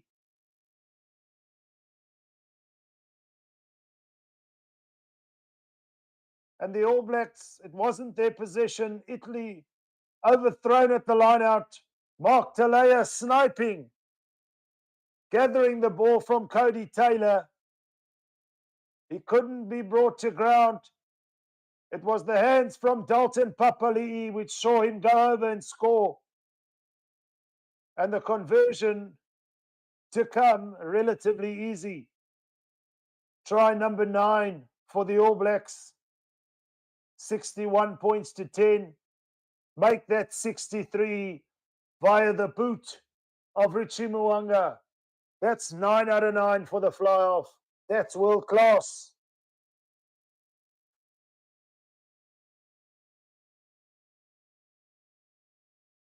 Ominous signs for any teams at this Rugby World Cup. I know the All Blacks spoke about South Africa and Ireland being the measure, the standard at this Rugby World Cup. They might have just raised the bar a little bit after this stellar performance this evening. Jordan gathers the restart and puts it into touch. And the regular captain, Sam Cane. What a man to bring off the bench.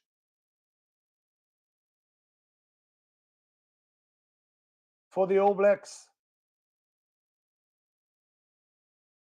He'll come on for Dalton Papali'i, the try scorer. So the All Blacks not losing any strength, gaining even more experience. Cody Taylor as well come off, and he's replaced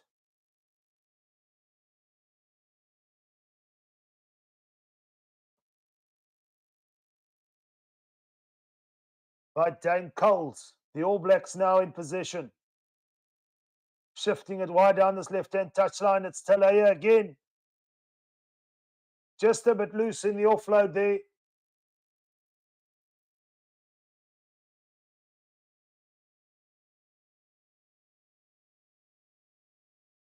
And the Italians caught inside their own 10-meter mark now. The All Blacks relentless on defense. Superb on the counter. We spoke about that transition. It's so efficient this evening here in Lyon. A lot of pressure, of course, being put on Ian Foster, and his tenure as the All Black coach.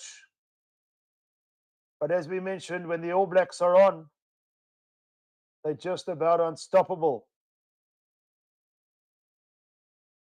And no advantage there from that bit of play, so Italy will come back with the feed.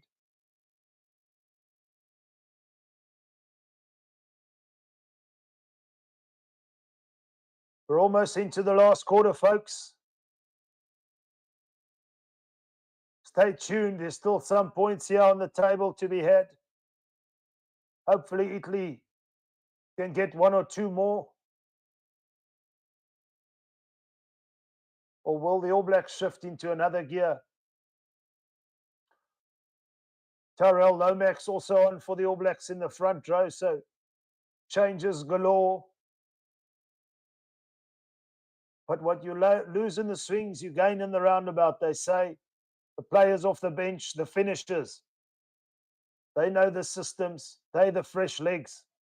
And the All Blacks have all the momentum at the moment, albeit an Italian feed to the scrum.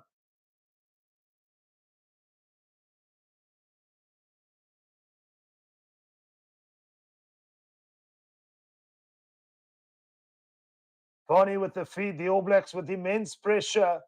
It's a scrum penalty to the All Blacks. Those fresh legs making a huge difference. Sam Whitelock, Sam Kane, Tyrell Lomax, Scott Barrett.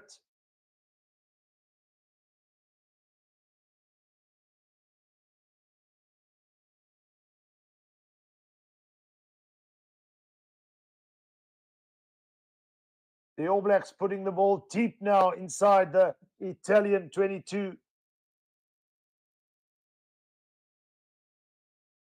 Shall I say just inside the Italian 22 on this left-hand touchline?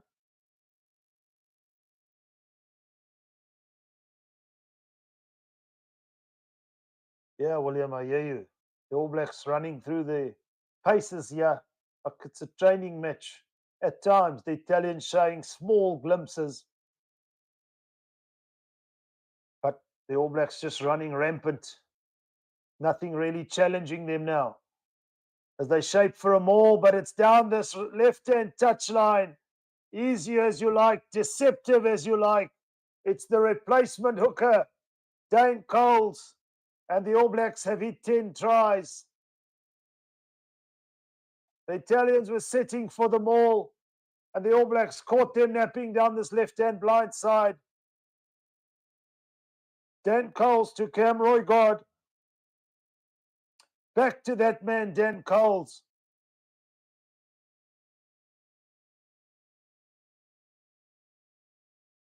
Wonderful set move from the All Blacks. Wonderful trick play down this left-hand touchline. And Italy had no idea. The All Black coaching staff, elated, of course.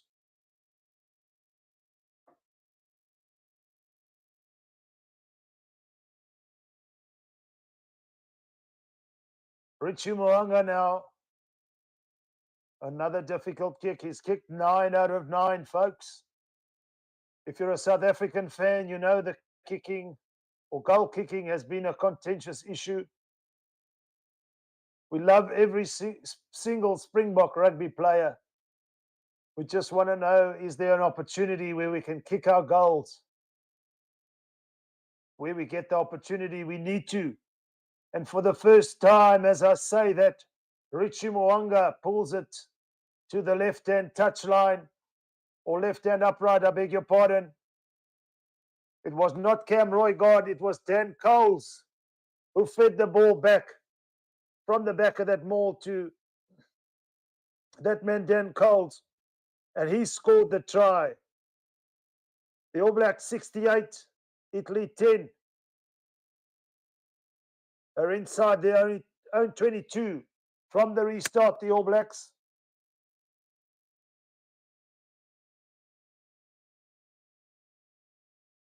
Shape to kick there from the base. Roygard, Italy, desperate to play. Montano Ioane. Varney.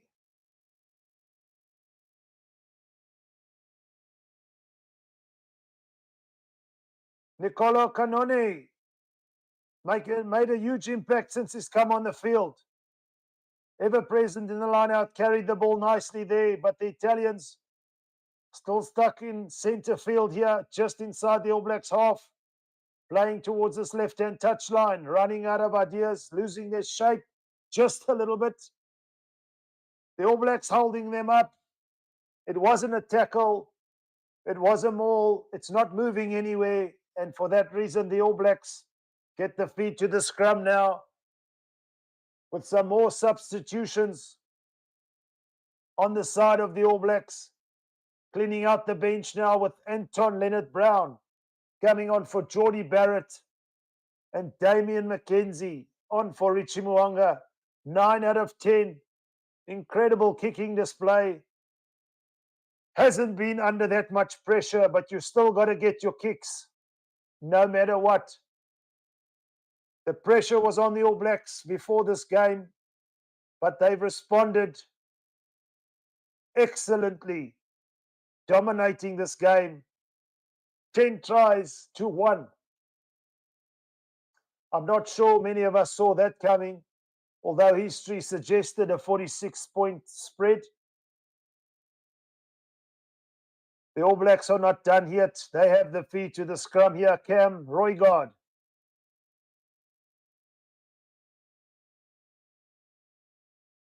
Advantage, scrum time, says the referee. Talea hit hard in the tackle. Still playing under advantage, the All Blacks. Damian McKenzie finds his man out wide. Will Jordan. McKenzie. The ball is kept alive from the All Blacks. This is when they're in the mood now. Roigard. They're inside. The Italian 22, Scott Barrett, hits it up. Centre field, playing to this right-hand touchline. And that last pass, you kind of felt it was forced there from Sam Cane. But the All Blacks, don't blink your eyes, folks. Lovely pass there from Damian McKenzie. Again, the vision to go wide. But then also coming back in field, hitting it up with Scott Barrett. Playing it down this right-hand side again. But just losing the ball in contact. But you see the hands from the All Blacks has been good up to that point. We saw the try earlier from Dalton Papali'i. And Sam Cane a little disappointed with himself there. The Italians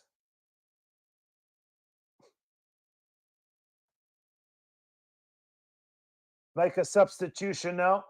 Marco Riccioni comes off. Simon Ferrari, the replacement.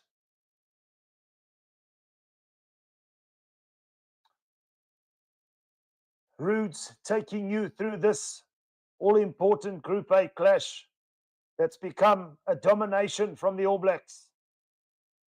You have this Rugby World Cup.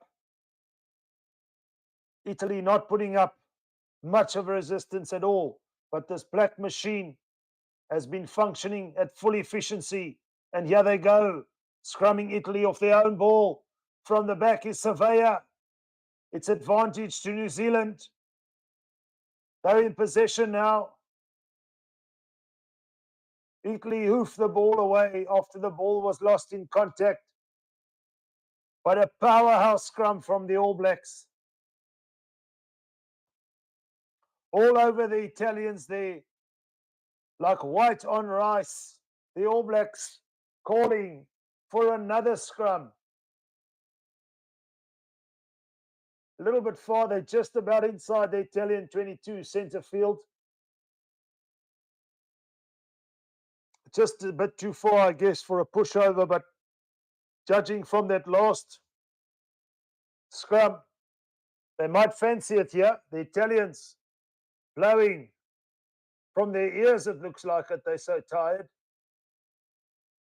The All Blacks leveling up with those substitutions, flexing their muscles from the bench.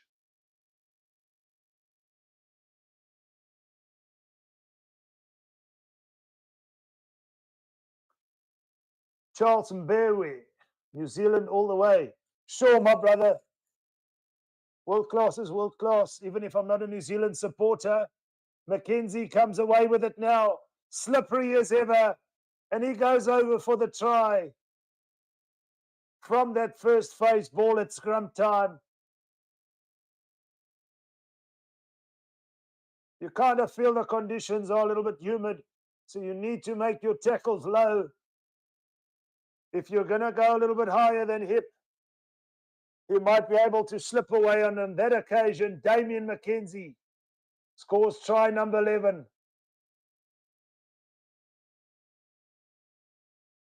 Out the back there, wonderfully from Anton Leonard-Brown. And Damien McKenzie sniffing the space, wriggling his way over. And the All Blacks hit 70 now. It's 73 points to 10 with the kick to come.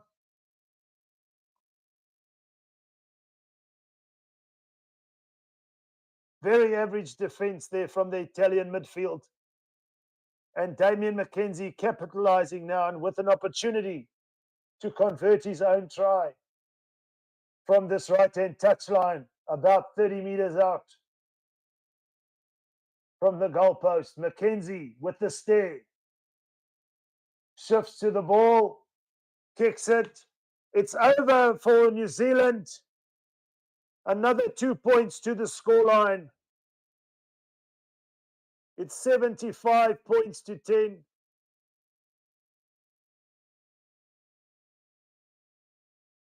And if you're a New Zealand fan, you'd wish this game doesn't end, because at the moment, everything you want to see, you're seeing from this All Black side. Italy come away with the loose ball from the restart though. Desperate for some possession. Just inside the All Black half. On midfield.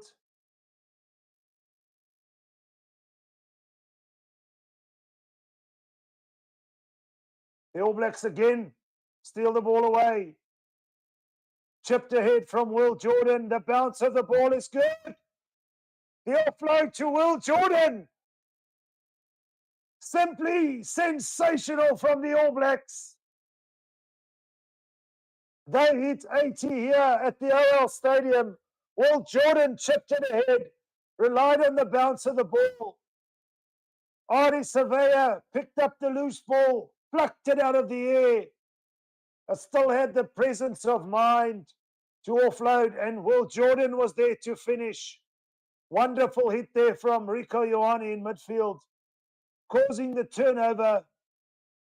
Will Jordan with the vision here. Everybody on song, and look at that offload.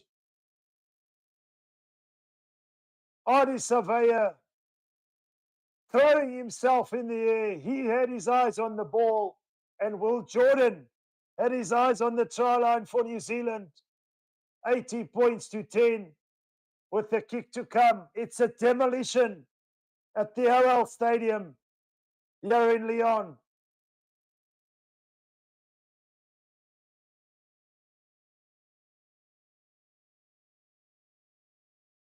McKenzie with the infamous stare. Moves to the ball. Kicks it down the center. It's over. 82 points to 10. And the wheels of the bus have come off. Good and fast for Italy now. This last quarter is where the All Blacks are flexing their muscles. After a massive lead in the first half, have not let up in the second half, and have leveled up and putting Italy under immense pressure. They have to play from deep, but it's a kick ahead from Italy now. The bounce of the ball favours New Zealand. Talaya, such a difficult man to bring to ground. The All Blacks only interested in playing. Bowden Barrett chips it ahead. Finds some grass. But Italy have secured possession. We're on halfway, playing towards this right-hand touchline now.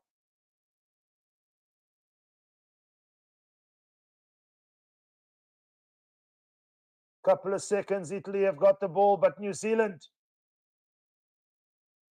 relentless pressure, back in possession. The hands are slick. McKenzie now. Just brought to ground. New Zealand. You can't blink your eyes. Just can't find the last pass there. Going out here on this left-hand touchline. But it's incredible scenes here at the OL Stadium. The hands from the All Blacks. It's all come together. And the All Blacks are playing quickly now. Dan Coles let the ball do the work and he scores a brace. He's come off the bench, scored one on this left-hand touchline and scores another down this right-hand touchline. The All Blacks running rampant. It's 87 points to 10 with the kick to come. I don't even think I can catch my breath. It's frenetic stuff here from the All Blacks.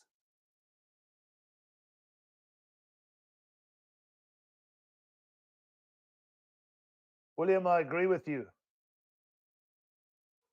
Especially a guy like Mark Talea as well. You've got to tackle him very, very low. But Italy on this occasion, two guys on one man there, leaving the man out wide. Just a strolling for Dan Coles, without a hand being laid on him, and the Italian bench looking dejected at the moment. Incredible scenes here for the All Blacks. In Sam Whitelock's 149th game.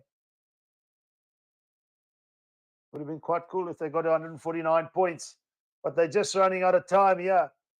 Can they get to 100 now? Can you believe that's a conversation we're having before this game started?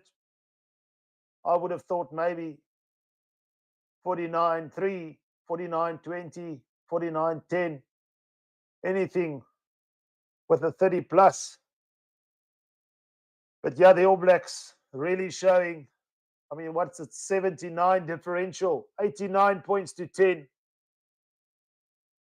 We've got 5 minutes to play here at the OL Stadium.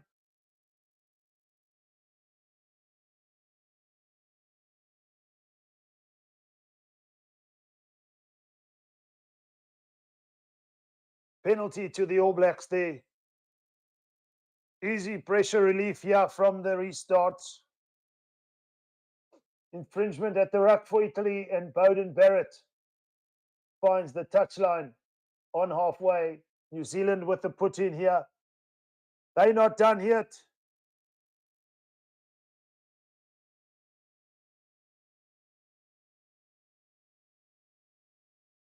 Artie Surveyor, definitely a call for man of the match. Interesting game, no cards, no TMOs. Just pure brilliance from the All Blacks, and here they go again. What sensational speed, what sensational vision from Cam Roigard to find Anton Leonard-Brown on his inside. And the All Blacks are definitely searching for that triple figures. They're up to 94 points to 10. There's still 4.5 minutes to play. Kick, restart, score. Kick, restart, score. That's been the order of the day for the All Blacks. There's been small, minuscule moments where Italy have shown a glimpse, but the intensity at set piece, the efficiency, the vision, the physicality has been all New Zealand, and Damian McKenzie hits New Zealand over with another 2 points. It's 96 points to 10.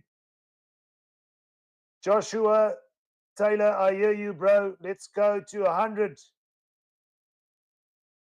Imagine people were thinking that Italy could cause some sort of upset.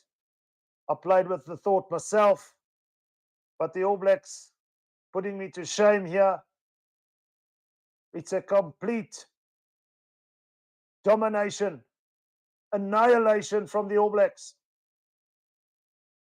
Italy starved of possession due to the intense physicality of the All Blacks at the breakdown, winning turnovers, hitting players back. Dominant tackles from the All Blacks has been superb, but yeah, Italy do come away with the ball now. Odogwu finds some space, but he's brought to ground. We're playing centre field towards this right-hand touchline. It's a little bit loose. Italy still in possession.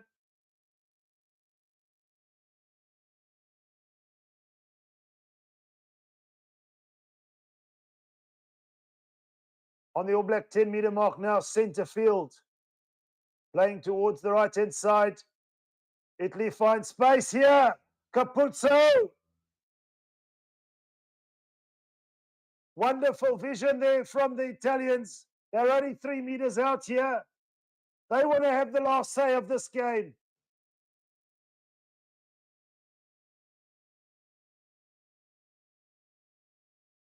Ivan Nemo, but the referee says off their feet. And New Zealand repel a potential second try from the Italians there.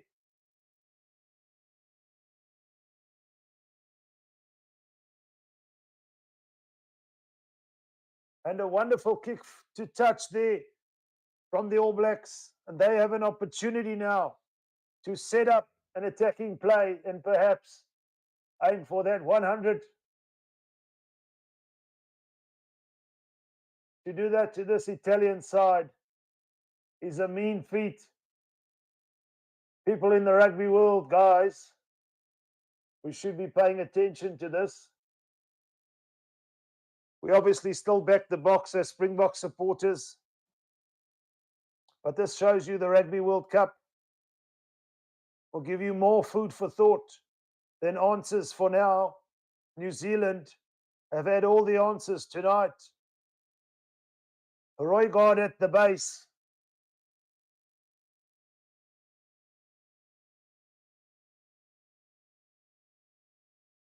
The All Blacks playing with the freedom now. Mackenzie taken a bit high there. The referee says play on. It's quick ball from the All Blacks.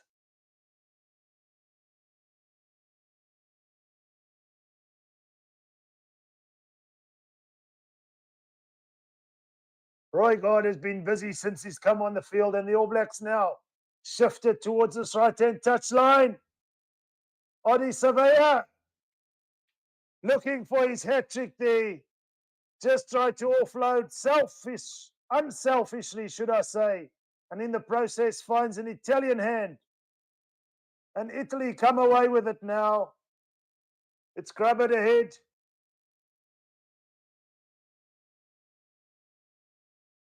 Italy back in possession.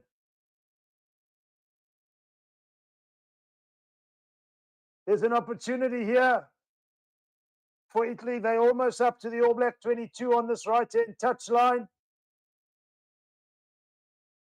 They're into the 22 now. A little bit flat, caught behind the advantage line there. The ball spills out. Play on, says the referee.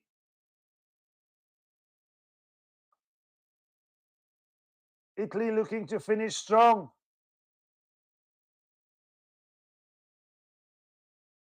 Got to Paul, I hear you. Unreal. And it's unreal scenes here. And Italy, in fact, do have the last say through that man, Montana Ioni. 96 points to 15. They looked a little bit flat on attack there. Caught behind the advantage line, the Italians. But this play started from very deep in their own half. You kind of wonder where that has been, that intensity to win the ball at all costs. But a wonderful step there. And offload to Montiani on this left-hand touchline in the corner. Odogwu with a step. Wonderful hands from Monti. And Italy score in the corner. Consolation try for Monty Ioane.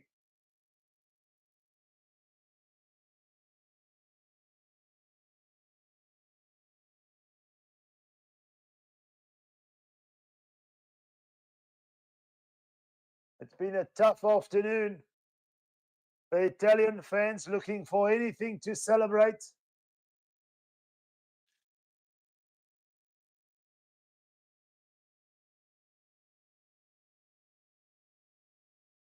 That was the final play. We await the conversion.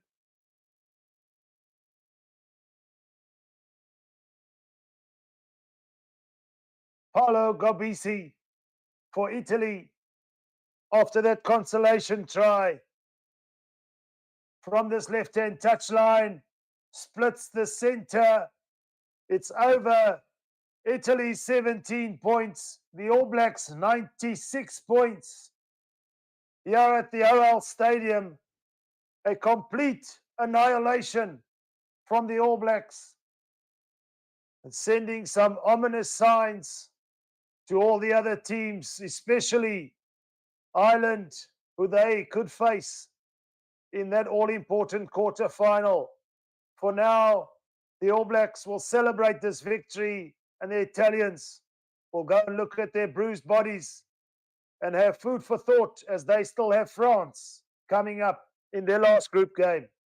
Thank you for tuning in on Forever Sports. Until next time, from myself, Roots,